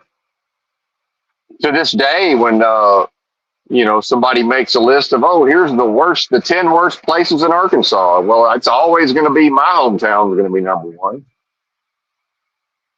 And somebody did a list of the worst, towns in America. And not only was my hometown in the top 3, my state swept the fucking top 3 spots. It's like, actually, to this day, where I'm from is still the worst of the worst, depending on what the criteria is. And I make it here, motherfucker. Where's that fool from? Why didn't he stay there and make it? Well, he probably tried. He looked like he's probably about my age. He probably tried and couldn't make it and ended up over here. And now he's driving a truck. They say, well, you're driving a truck. Exactly. There's a version of trucking in his country. They don't want him over there doing whatever that is. There's something he could be doing in his home country that would earn him a living. They don't want him over there doing it. Now, I don't know if it's because he touches, because I don't even get into descriptions. Maybe he commits crimes against minors. I mean, I don't know who this fucking dude is. Is he background checkable? Can I put his information into a background check? Motherfucker, I'm background checkable, bitch. Here's my name, rank, and serial number. Pay $50 and put me in your goddamn background check. Background check. See, Pops never understood. Pops is a stutterer. My father. Pops never understood the stuttering. I grew up knowing and being told that my dad stuttered and it was an embarrassment to him and all of it. And so what do you think old Benton did? Benton said, well, that's interesting, and observed and thought about it and took in information. At a certain point, old Benton's noticed that, well, I was stuttering a little bit here and there. So I recognized, okay, well, clearly the way to not fall victim to stuttering like my father did and still does to some extent is I just sort of lean into it. I just kind of make fun of it and and and just verbalize what I'm doing. Wow, I'm stuttering. Isn't that interesting? I accepted it from day one because I saw it in my dad. It's never bothered me. I'm not a stutterer, but I stutter on occasion. It's like, okay, I stuttered. Big deal. I've never given it 1 ounce of energy, ever. I've never played into it because I saw what happens when you play into it. I was very young and figured that out. Probably could have helped my dad, not that he could have listened to me, but because my dad, when he stutters, he's trained himself to sort of stop and go, "Get it out, Larry, get it out," you know, which is probably what his parents told him. I stutter. I'm just like, oh, well, I guess I'm stuttering. And then it just goes away. I just sort of make fun of it and think because it is kind of funny. It's kind of a funny thing. It's like, why would I be embarrassed about something I have absolutely no control over? Which is sort of the deal with the they them. It's like, look, I don't have any control. I have very limited control over what I look like and what I sound like. You know, I grew my hair long and grew a long beard, and they still thought I was the police. So, you know, on some level, it doesn't fucking matter how I choose to dress or, you know, how I groom myself. I'm always going to come across authoritatively in a way that gets associated with, and especially the Hispanics. And part of this is, you know, Hispanic culture. If you look at their television and their, you know, culturally, they venerate this sort of an idea of handsomeness. You know, America's moved kind of beyond this sort of matinee idol good looks. So, you know, if Hispanics are mad at white men, you know, half the reason that I become the Mr. Peanut of white men is I'm good looking. And in their world, when you want to sort of pick a figurehead, it's always it's a handsome figurehead, right? And they're like, well, what do you mean, Benton? What's all this good looking talk? I don't know. Look at the thumbnail. I took one picture. I took 2 pictures and said, yep, good enough. And there's your thumbnail. I point, I pointed the fucking phone at myself and took 2 pictures and looked, all right, well, that's good enough. So if that's what I look like in a thumbnail, what the fuck do you think I look like in person? I don't know. Do you think I don't give a shit? But I'm just confused sometimes. Like, why am I the goddamn Mr. Peanut for ICE and the man and the government all of a sudden? Oh, because that's all associated with white man. And you know, for the Hispanics, the ugly, unappealing looking white men don't really qualify as Mr. Peanut. They can't be the figurehead because they're not physically attractive, most of them. Most people's ugly. Let's just face it. Most people in their face are ugly. That's just what it was. This guy was ugly as fuck. Look, rat looking motherfucker. The foreigner. Now the they them might have been kind of cute, except I couldn't quite pin down what it was enough to get it. I couldn't get that far into the equation. I didn't really know what I was looking at. And hell, if I'm confused, you know, it's what chance do y'all have? If I can't even figure it out, I don't know what I'm looking at here.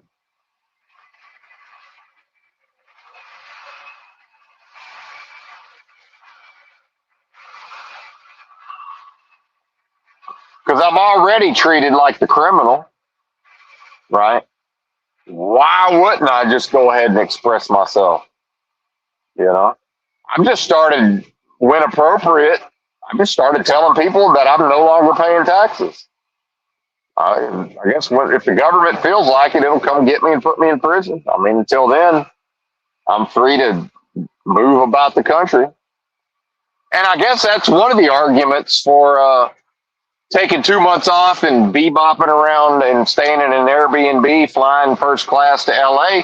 Shit, for all I know, I'm going to end up in the goddamn shoe in the federal prison at some point.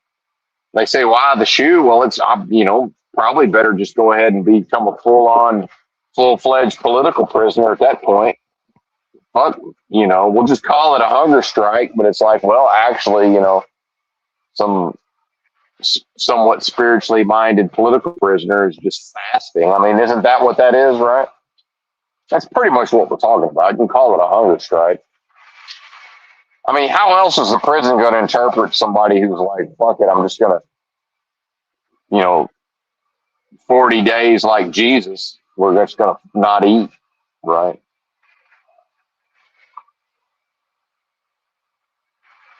It's like, oh, it's a protest. I don't know, is it? I'm just trying to beam me up Scotty out of this prison. And not necessarily the hard gulag. I'm talking about the dead flesh. Beam me up. Can I get up out of here, please? I ain't trying to stay around this motherfucker. But I mean, what are they going to do? Beat me up, shoot me, stab me, call the cops, right? If I tell foreigners that I'm better than them, if I tell thems that, hey, I sure hope. So I basically was saying, I sure hope you're not prejudiced, because you probably are. No, I'm painting with a broad brush. They may be quite tolerant. Maybe not. And part of what I like about places like Seattle is, as a homeless person, one of the reasons I spend a lot of time in the Capitol Hill, which is the gay part of town, is I can actually use the bathroom there because, none of the stores will really let a person use the bathroom. But here's a coffee shop with a pride flag in the window, and in Capitol Hill, and they practice inclusion, which means even the Southern white boys with, that they don't like the cut of my jib. They're still gonna, did I walk up to the counter and ask for the bathroom key, and a big tough lesbian looked at me like she wanted to kick my ass and maybe could have? Yeah, I don't care about that part. I care about the part where every single time she slid the motherfucking key across to me. Respect. Because she's going to practice what she believes in, regardless of how she feels about old Benton. And how Benton may choose to express himself. I'm sure I said things that sounded ignorant. Doesn't mean they were ignorant. Right? Hell, it was half of them was trannies in there. You should have seen the way they were looking at me. Like half worried about what I might do, and half kind of, maybe we can get his attention. It's like, I don't know. That is a literal fucker fight. They don't know which way it's going to go. Like, well, actually, neither in this case, but I understand that usually,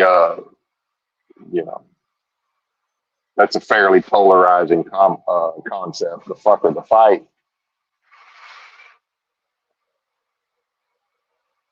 Some of us is more in the category of neither.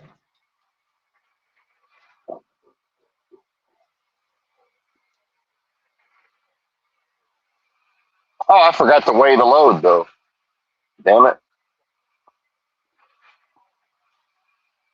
Totally forgot. Oh well.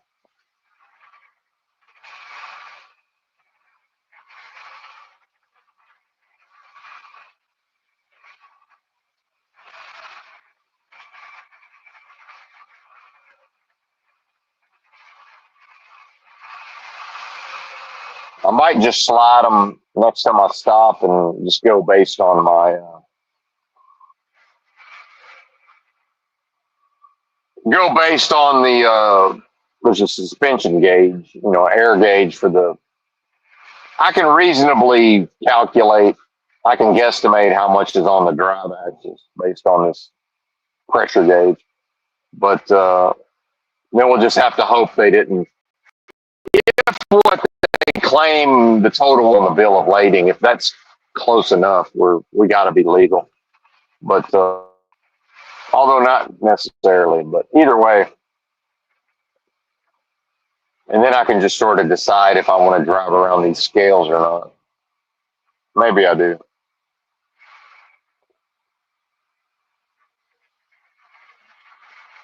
And if the DOT gets up early enough to pull out the mobile scales on me, we'll just cross that bridge when we come to it.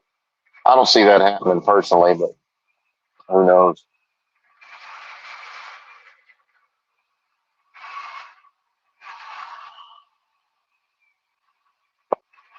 And that's the thing is, whatever you are, you're here too. And it's obvious to me that much of America has allowed themselves to be humiliated and sort of cowed and kind of painted with a broad brush and, made to submit in certain ways. And, what I am, as much as I talk about, no spiritual surrender means no spiritual victory, I can't, I'm not able to surrender to the realities of this world. That's a violation. Right.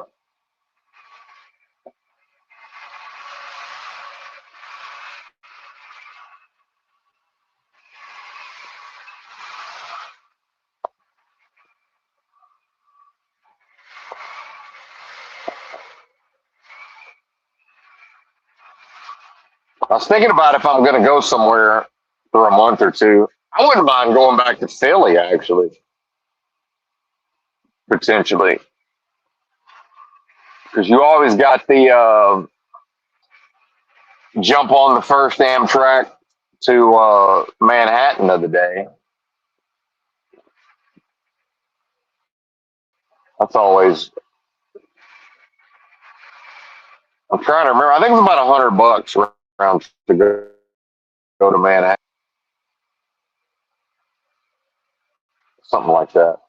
Hell, if I book that far, I don't know. Does the Amtrak work like airfare?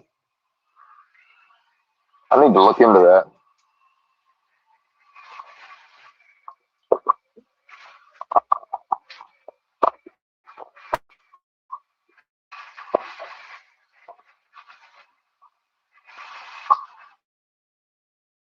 And see, part of that is because I think some people are like Philly. Why Philadelphia?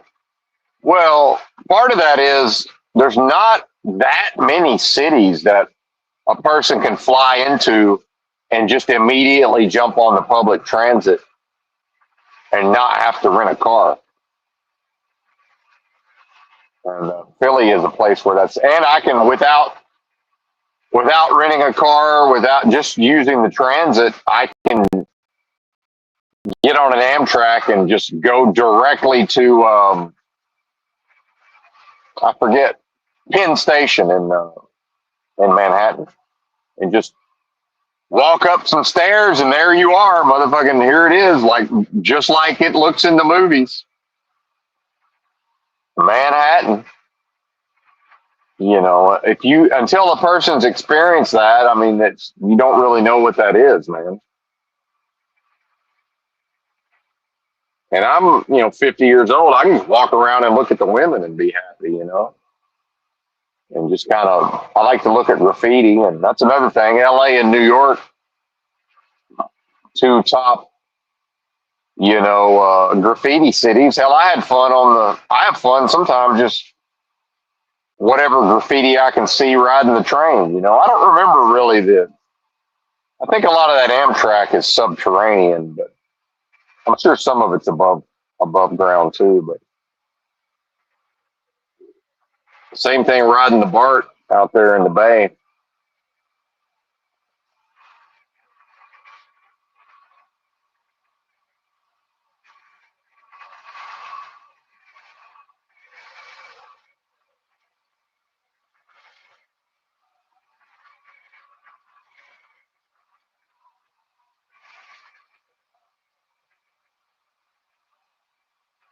So I don't know. We'll see. It was tough, man. I started packing up again. I've strongly considered once I got to the shop and I was, had to wait, and especially, it's like 6:30, 7:30, and you know, none of the mechanics show up until like, they start pulling onto the lot at like 8:01, and they got to work pretty quickly, and I wasn't in a hurry anyway. But um,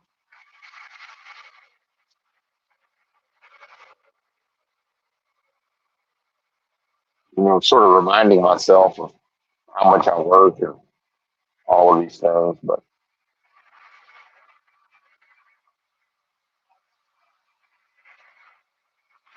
I started looking at airfare and Airbnbs. I sure did. I strongly considered, and I packed up just to kind of see what all I would have to leave behind. And really, the major factor is like, yeah, this would be kind of a shitty thing to do to the owner of the company. I'd probably need to, you know,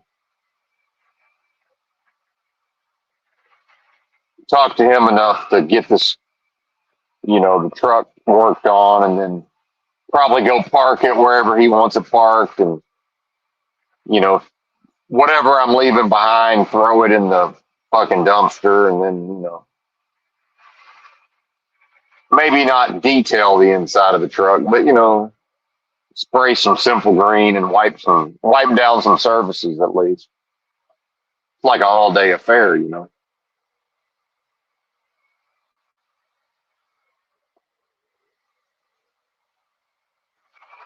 Probably gonna have to do it the right way.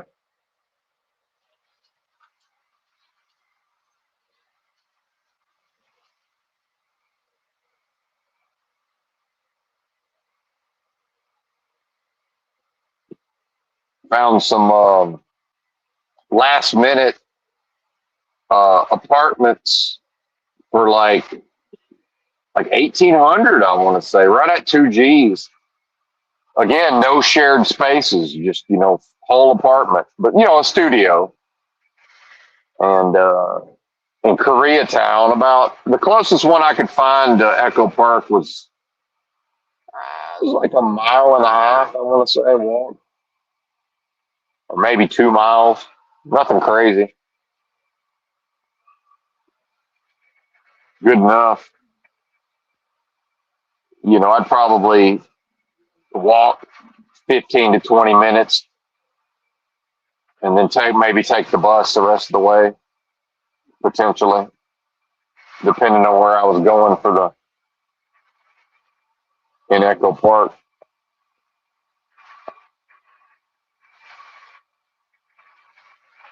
Apparently, that's where old Shia LaBeouf grew up, was Echo Park area. Which, yeah, it's gentrified now. But that, Channel 5 News interview with him was pretty interesting. If y'all get a chance to check that out. Shia is an interesting dude.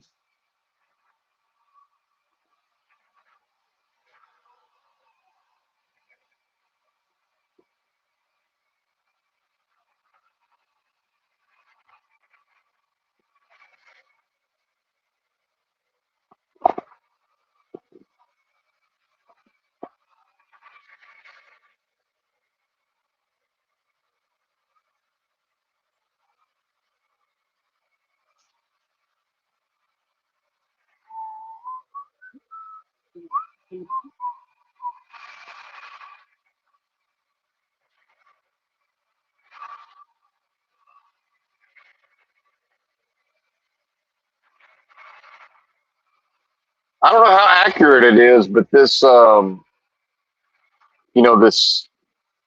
GPS software that I pay 15 a month for, or whatever, to 17 or whatever it is, um, it claims to have historical data on how likely it is that the way station will be open. They say it's going to be open. I don't know, or that it's likely to be open.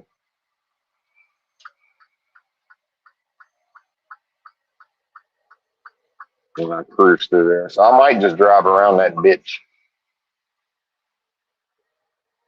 and just assume that if the DOT man is hanging out trying to catch trucks going around the scales, that they're probably not on the job yet. Would be my guess. But I don't know.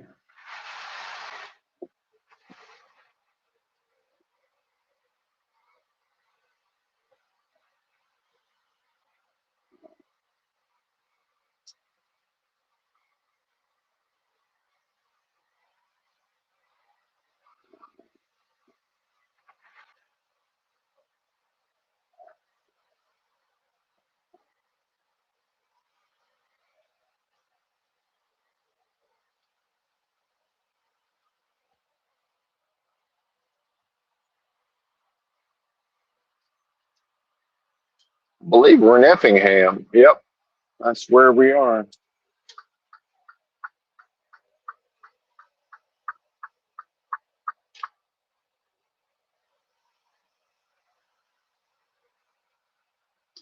All right. Well, it's been coming up on 4 hours. I guess that's kind of the argument for to keep going. But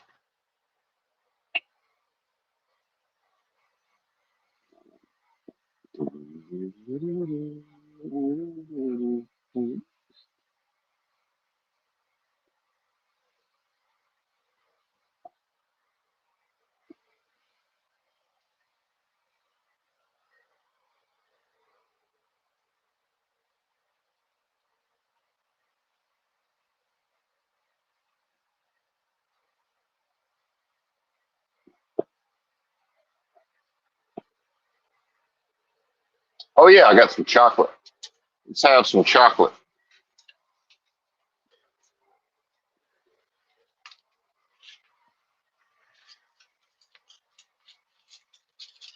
I'm so far out of my routine, I haven't had any egg drinks. Man, this is fucking un-American here.